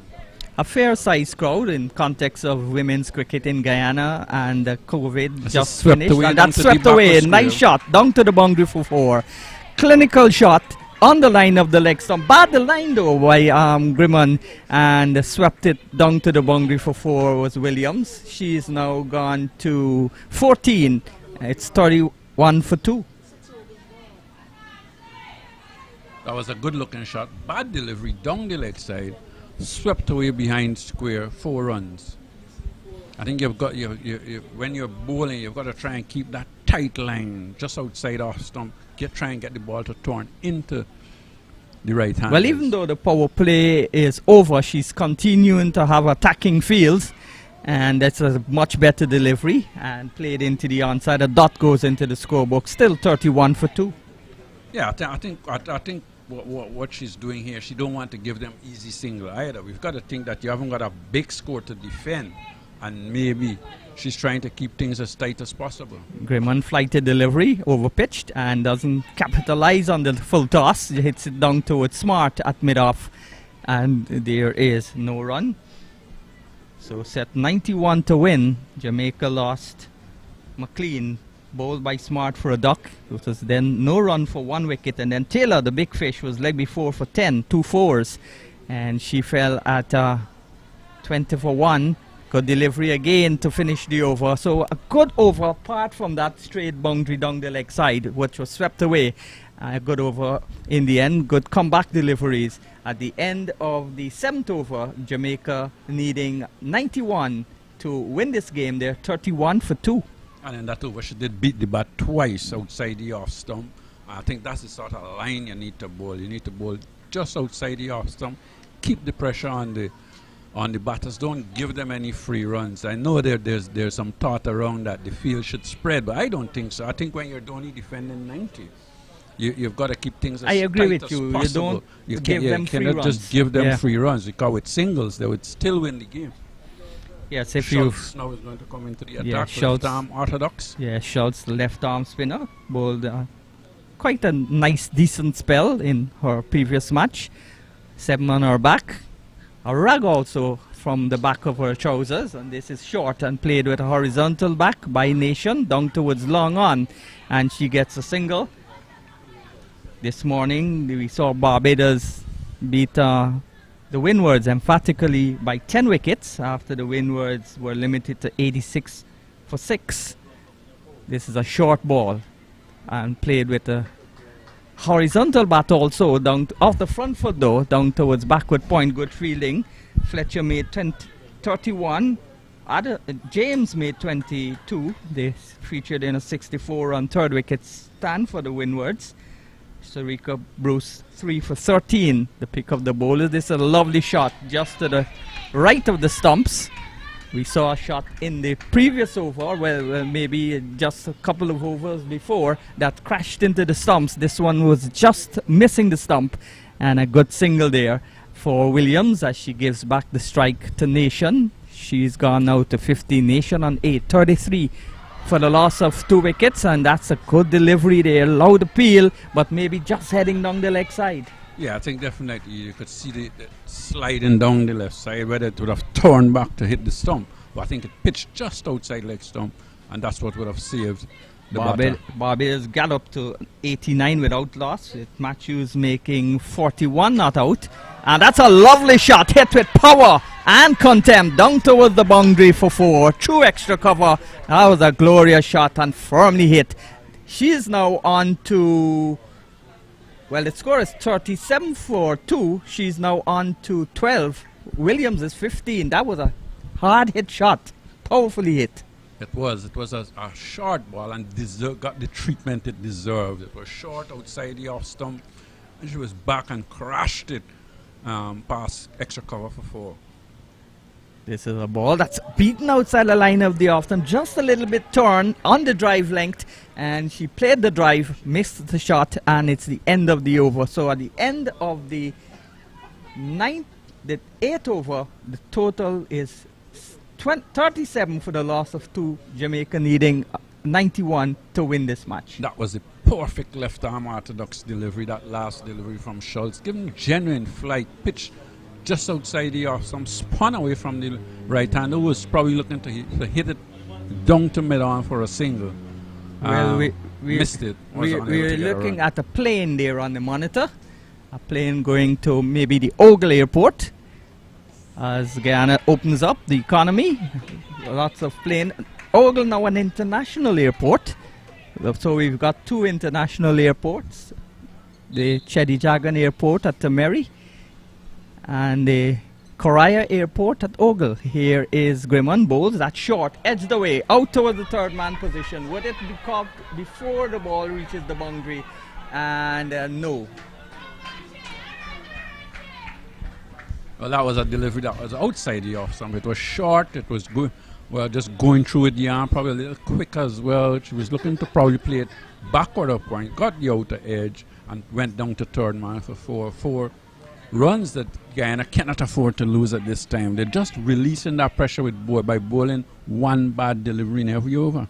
Yes, certainly. And in this morning's game, Barbados total was on the back of 41 from Haley Matthews and 32 from Kashia Knight. As a good delivery again, goes past the edge, taken by Campbell. So good comeback delivery on that occasion. Yeah, that's the sort of line they need to bowl. Just on outside the off and try and get the batter to look to come on the front foot. But she wouldn't mind that the previous ball that went for 4 because it peeled off the outside edge. Yeah, but it was too short. Yeah. And too wide. Good delivery again, tucking her up. And another dot goes into the scorebook. Well, Haley Matthews has not had a big score or a 5-wicket haul, but she's contributed in every match with both bat and ball so far. Here is a ball that's on the line of the leg stump and swept away. A little bit in the air, but down towards the boundary for 4. And that's our second boundary in the over. That one was more convincing. It was hitting the middle of the bat. And total now going up to 41 for 2, with Williams racing up to 23. Nation still on 12. I think the inconsistency of the bowling continues. That was short going down the leg side. Batsman went onto one knee and pulled it just behind square over the top of the fielder at short fine leg, and it went into the boundary for 4. Here is Grimon on the bowler. A lot slower delivery, a little bit of flight, and brought Williams on the front foot with a defensive shot. So the over is completed. So 9 overs have been completed, and at the end of 9 overs, Jamaica needing 91 to win this match. They're 41 for 2. Well, we see the Minister of Sports, Charles Ramson.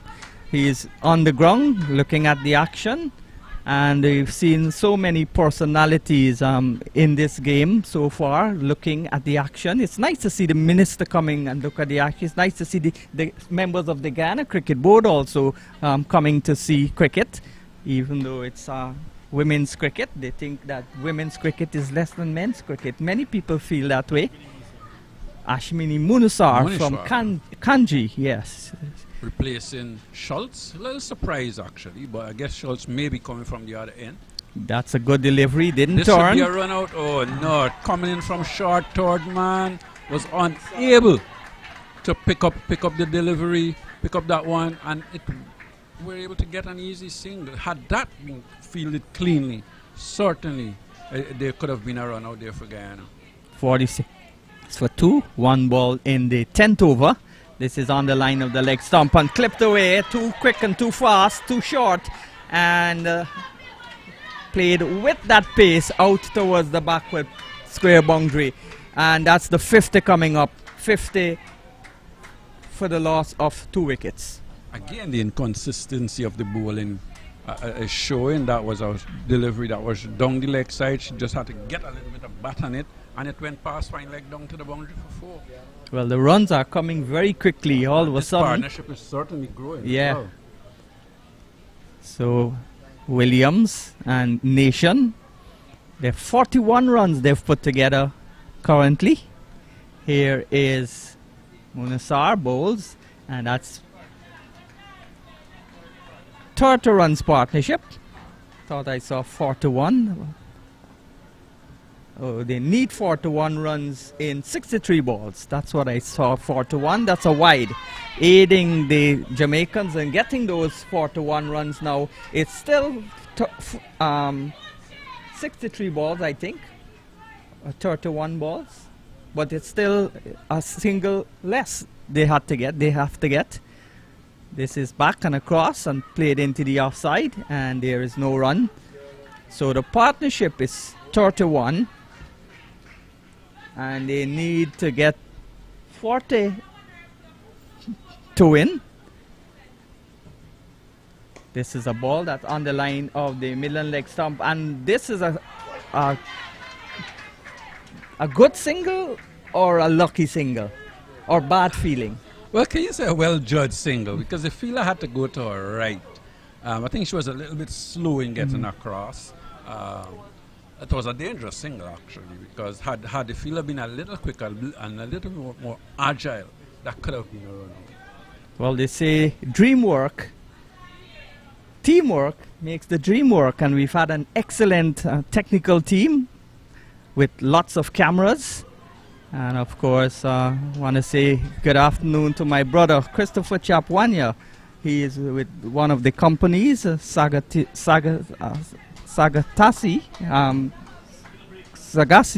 and we take a break.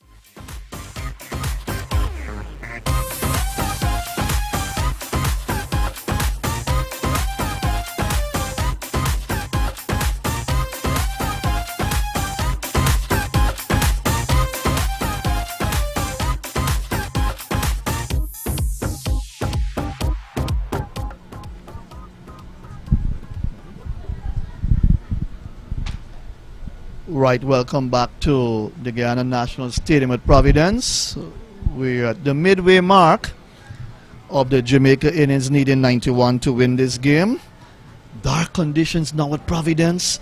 That game set for 7 p.m. They've got to be careful, Leewers and Trinidad. And just to let you know that the Minister of Culture, Youth and Sport, Charles Ramson Jr., is at the National Stadium at Providence, and a very proactive minister, actually, very much involved in what's happening in our nation, a young man, and certainly a lot of energy and drive. I've had several chats with him, and I can tell you he seems to be a visionary and has great plans for sports in our country. A number of projects, big projects in terms of stadiums and, you know, different facilities for sporting activities in Guyana. Certainly is on his agenda. And dark clouds over Providence now, and certainly not the best of conditions, but Guyana would want to try and pick up a wicket or two here as we get ready to restart. Guyana after 10 overs were 32 for 4. Jamaica after 10, 52 for 2. Clyde is alongside me. Good evening, Clyde. Let's see how Guyana try in the second half of this innings. Good delivery here from Schultz, who has been switched to the northern end. Delivery given with genuine flight. Batsman coming forward on driving, going out to mid-on, and was able to take a quick single. Good run. Good positive run in between the wicket by these two. I think this is crucial here with Schultz, the left arm spinner, bowling to Nation and Williams. She will need to try and take a wicket or two for Guyana. It's a short, pulled away nicely in front of mid-wicket, and this is going to go all the way into the boundary for 4. That had a lot of power in it. Ball that was slightly short was pulled away through mid-wicket and was able to get 4 runs. Good looking shot by Chidi Nation. She timed it so well that she beat the short mid-wicket very easily as Munisar. And what I like about the two Jamaican batters is that they have been positive. They have been positive in their batting, and certainly put a lot of pressure on the Guyanese bowler. They haven't allowed them to settle, and any bad delivery that they've bowled, they've put them away. Yes, and the lights are coming on now at the National Stadium. It's pretty dark here now.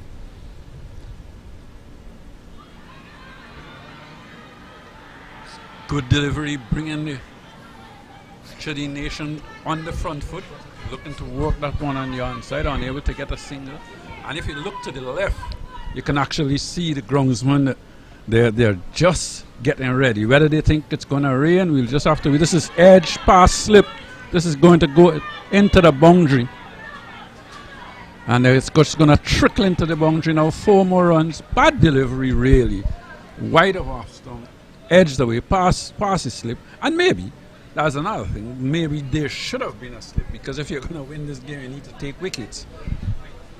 Yes, both Schultz and Grimman has given away a couple of boundaries.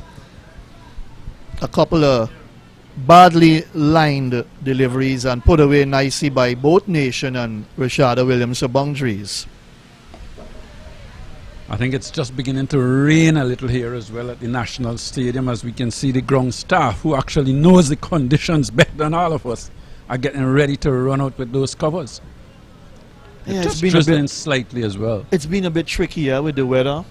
I remember the Guyana game started a couple of minutes late, and so the covers are coming on now. The players will make their way off with the score 61 for 2, I 11 think the umpire overs. is just trying to stop them from bringing the covers. Yeah, he was telling them to stand by and be ready, and they came running out with the covers. And now I think they're going to just take it back. It all happens in Caribbean cricket a lot. Well, it's just a little misunderstanding. I know, that's for sure. Yeah, especially when for you've sure. got people like John Ramsing and so on. Right? Those little misunderstandings do happen. Yeah, it's a little light moment, but certainly dark crowds over Providence here. Not the best sign in terms of when cricket is being played. You really don't want those clouds to burst at this moment. Guyana fighting here, but the spinners have given away a couple of boundaries thus far. Some deliveries down the leg side put away to backward square. So now that the covers are off the field, Munisar continues from the Place Pavilion end. I think the Guyana bowlers in general, maybe with the exception of Smart, has bowled too many four balls. They've bowled too many bad deliveries. And you've got to give the Jamaica batters credit. They've put those bad deliveries away. They've put those bad deliveries away. They've waited on them, and once they get them, they've put them away. A young agriculturist in the making. She attends the Guyana School of Agriculture. Young, brilliant young lady. Full toss. Flat batted down to long on. For 1. Gajnamis down there. I had a nice chat with her. She talked about what she eats. Very careful about, her diet. Very nice indeed for a young lady, Munisara. She wants to play cricket for a very long time.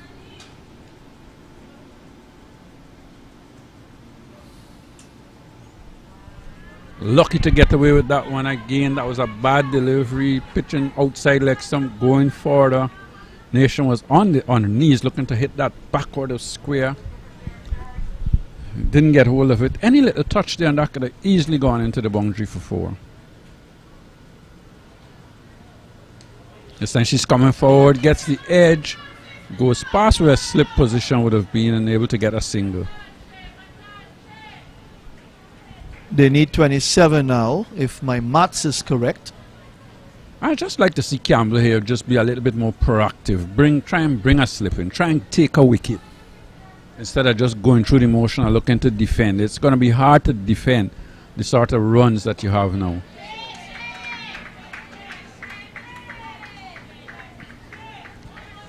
Look at their scores. Williams 30 from 36, and Nation 22 from 19. That's good. It's been positive scoring. It's been waiting on the bad balls and putting them away. And when they get the chance, they rotate the strike as well. And they run well between the wickets, these two.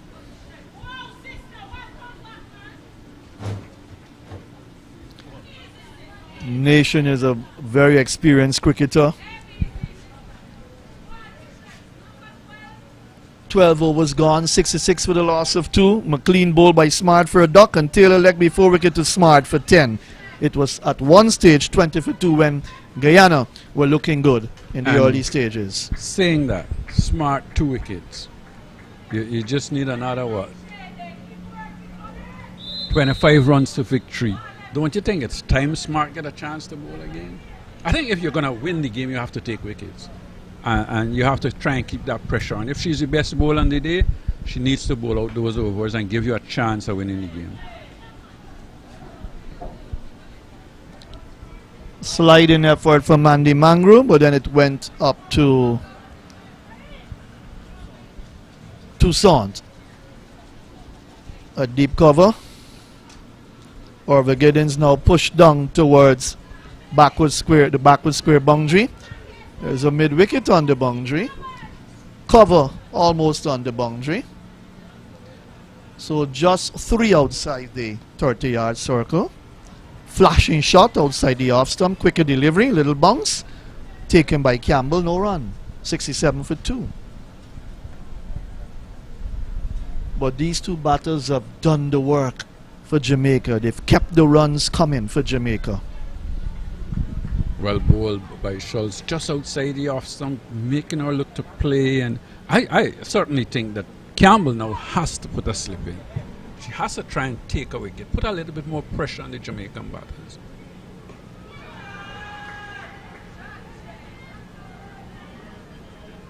This one is worked out on the onside, in the air of course, but no fielder was anywhere near it. And they were able to get an easy single. I thought the batting between these two have been very smart batting, very intelligent batting. They've stemmed the tide when the 2 wickets went down quickly, and they've done well for Jamaica. Nicely bowled by Schultz, nicely driven into the offside, well fielded in the covers. That's good cricket. Jamaica looking for 12 points after 3 games.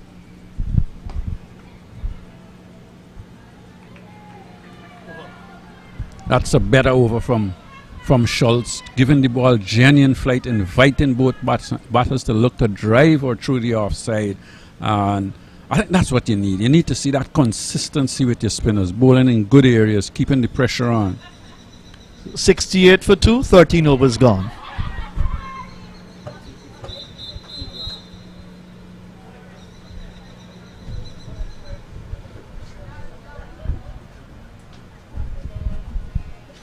Dark clouds continue to loom over Providence.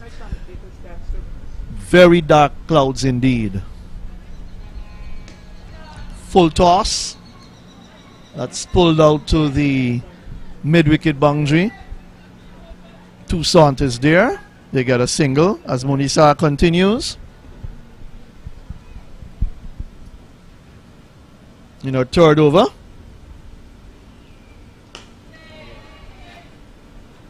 Well, I've just been corrected by Emily Dodson. She said when Stephanie Taylor actually came here, she wasn't 13. She was 11. So you can imagine that, how young she was when she actually came to Guyana. This is swept. Got the edge, I think, and it's going to go a long way down to fine leg. They're going to probably get 2. They're going to look for the third. It's not going to be on. They get 2 runs there. Leg by is now signaled by umpire Ryan Banwari. Thought as much down the leg side. The line not good on that occasion from young Munisar. Her coach is having a good look at her.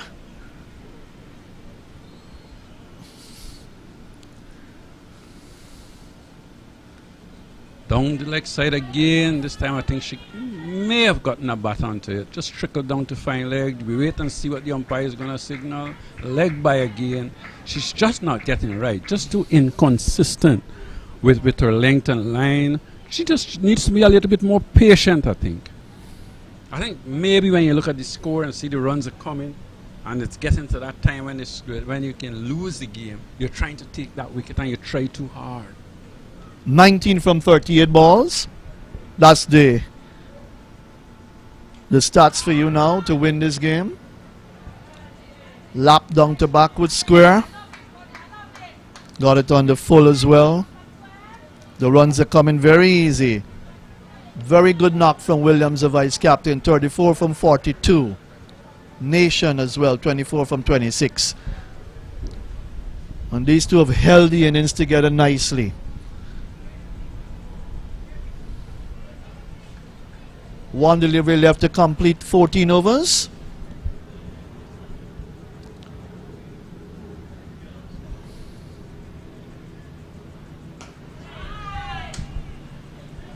Driven nicely out to extra cover, but straight to the fielder in Schultz. Knocks it down, unable to get a run. 14 overs gone, 73 for 2. Jamaica in the driver's seat. Jamaica in the driver's seat.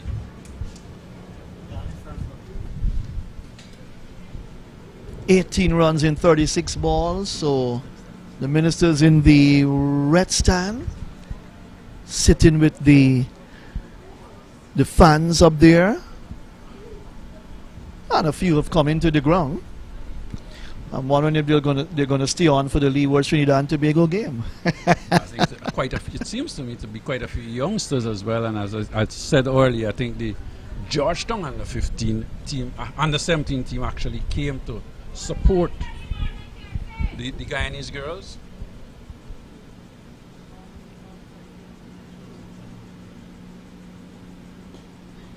Well bowled again by Schultz, giving that one a little bit more air, inviting the batter to come forward.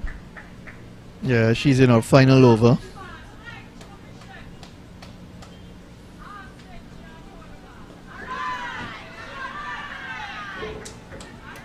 Swept away out into deep mid-wicket, and they'll come back for 2. She didn't try and hit that too hard. It was more or less a placed shot just in front of the square. There's a deep backward square, and there's a mid-wicket on the boundary, and they were able to get 2 runs. And you know, Clyde, they've both played some good leg side shots as well. They've been good through the offside and through the leg side. I think it's been good batting. It's been good, sensible batting. She's back, punching it out into the offside, unable to get a run. Gajnami 3 overs for 18, Grimond 2 overs for 12, Schultz in our final over. Smart 3 overs 2 for 9. Again, nicely played down to the mid-wicket boundary area. Gajnami is patrolling that boundary. 1 more to the total. Munisar 3 overs for 18 runs. The bowling figures for you thus far. And the first bowler about to complete her 4 overs.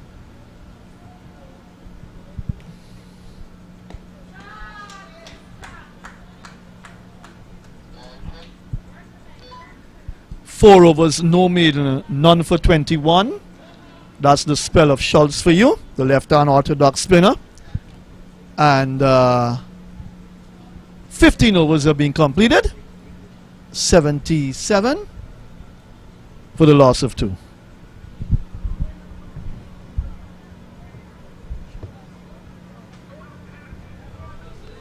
There's a lot of clouds around, and one just wonders whether, you know, with all that cloud around, whether this evening game would certainly go on. You know, it seems to be a lot of clouds. It would be harsh on Trinidad and Tobago. It would be, it would be. If the rain do fall to get 2 games washed out. Certainly a lot of clouds around, and one will have to wait and see.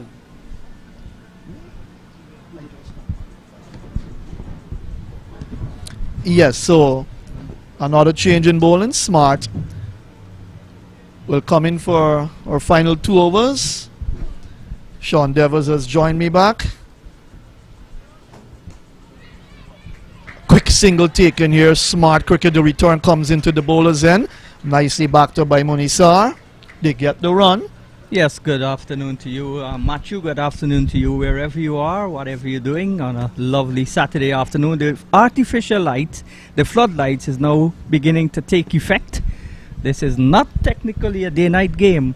The day-night game is the Trinidad Leewards game that's scheduled to start at 7. But the lights are on and Smart is coming in. And this is undriven, but good feeling there.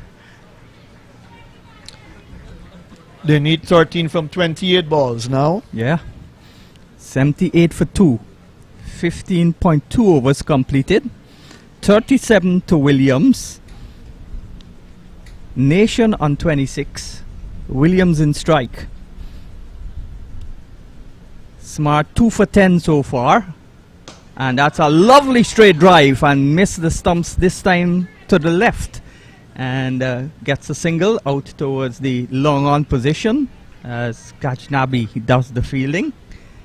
So another single takes them closer and closer to victory. Guyana needs to get a wicket or 2 here if they need to stay in the game. 79 for 2. Solid knocks by these 2 young ladies. You got Williams to and attack Nation. more. You can't defend. If they get a single, every other ball, they'll still win. 79 for the loss of 2. Good cricket shots. Yeah. By both girls. They've done the job for Jamaica, ensure that no panic button was turned on where wickets were tumbling. After the first 2 went with the score 20, it's been an excellent partnership. That's a beautiful delivery there from Smart. She continues to bowl well. Beaten all ends up there was Nation.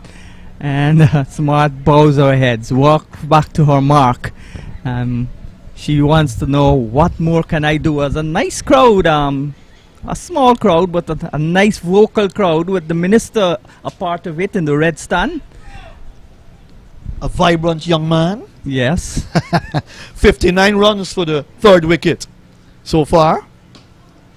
And again, a good stop. They're going to take a quick single. Good alertness on the part of the batters. And they come for 1. So Nation is now going on to 27 from 32 balls. right. And Williams has got 38. yeah, so Williams and Nation building a good partnership here as the over comes to an end. So at the end of the over, it's 80 for 2. 16 overs gone. So 24 balls left. And how many runs do they need? 11 runs from 24 balls. So you've got to bring in the sweeper. You've got to put pressure on the batsmen. If they want to go over the top, they can do that. But you can't give them free singles.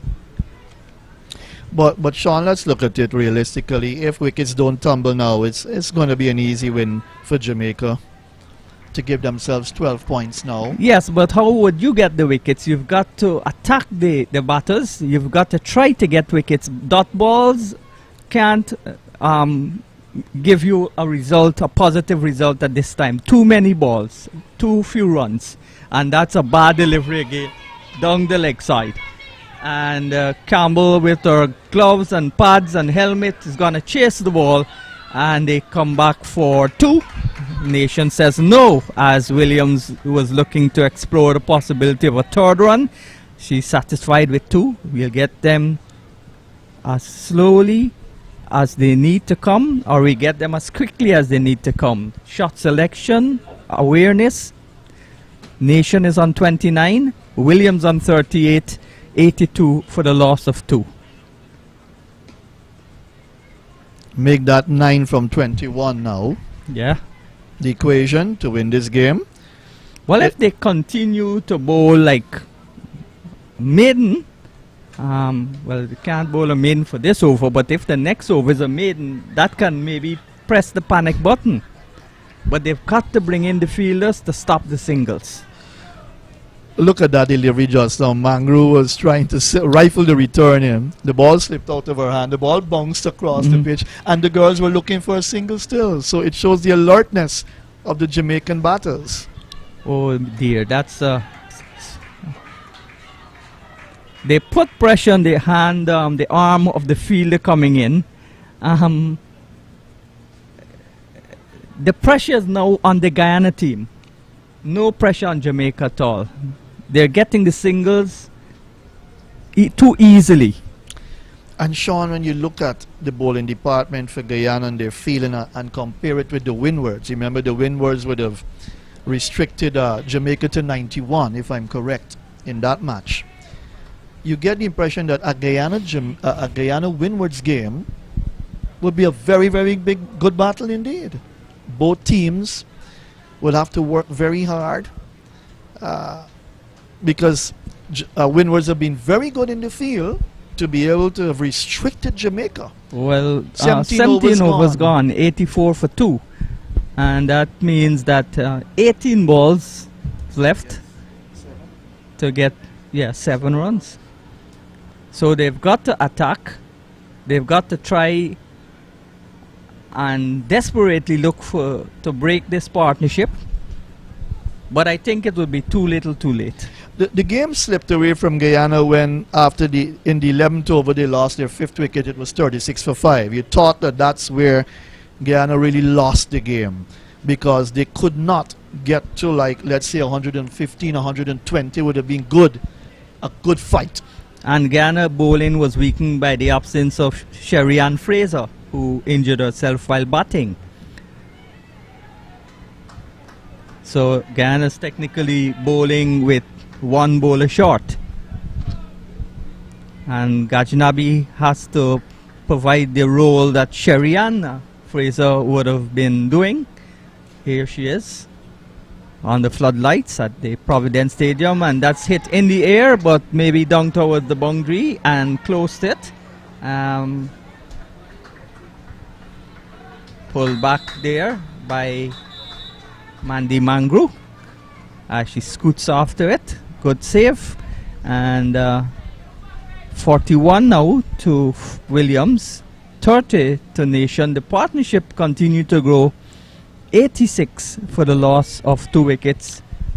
Yeah, 6 7 so to far. Get, 7 to win. And that's a bad delivery. Badly lined, and they get 2 wides.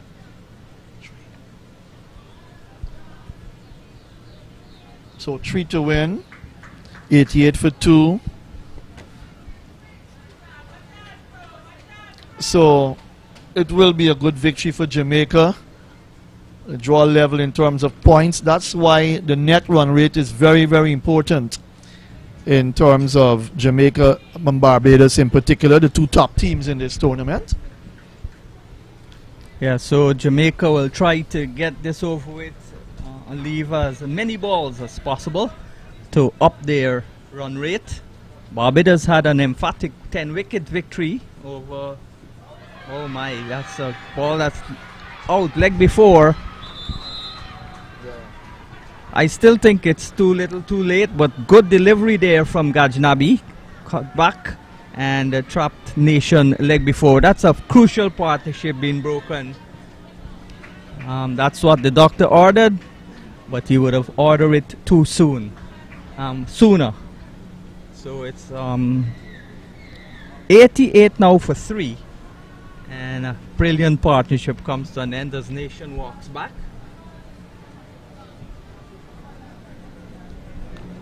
So we are getting ready for the final match of the triple header tonight, with the Trinidadians playing the leewards, and then the action continues on Monday and climaxes on Tuesday.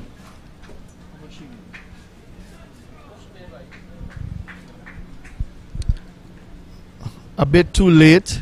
Guyana would have needed to have them maybe needed to have them about 7 wickets down. Was the only way they could have won this game is by bowling out Jamaica. The runs were too little. But Chanel Henry's out there now. Nation made a well-played 30. Good knock. Couple of boundaries in that knock for the middle order. Solid Jamaican batter. Oh my, that's a ferocious shot. That's a boundary that signals the end of the match. Oh, what an emphatic win. What an emphatic end.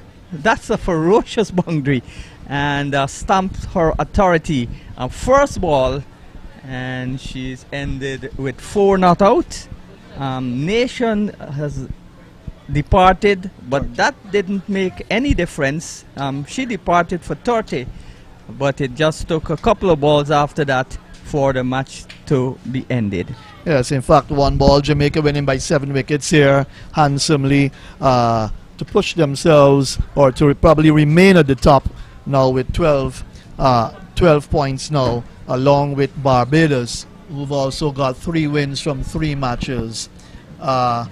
So extra 7, and in 17.5 overs, 92 for 3 Jamaica, winning by 7 wickets here at the National Stadium at Providence. Guyana, on the other hand, very disappointed to not come up with a win thus far. They've got to play the 2 minnows teams in this tournament, the leewards and the windwards, and one would expect that they would beat them, but certainly not in contention to be in the top 2 at all. Jamaica and Barbados all the way so far in this CG T20 Blast. A very good victory for Jamaica as the players leave the field and greet each other.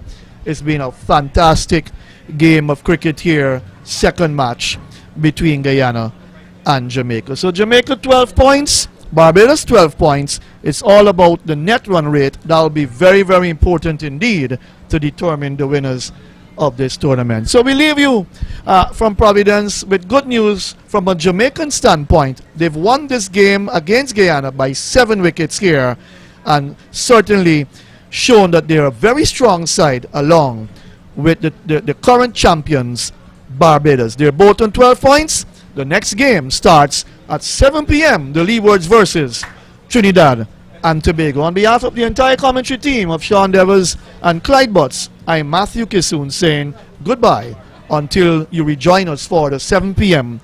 evening game.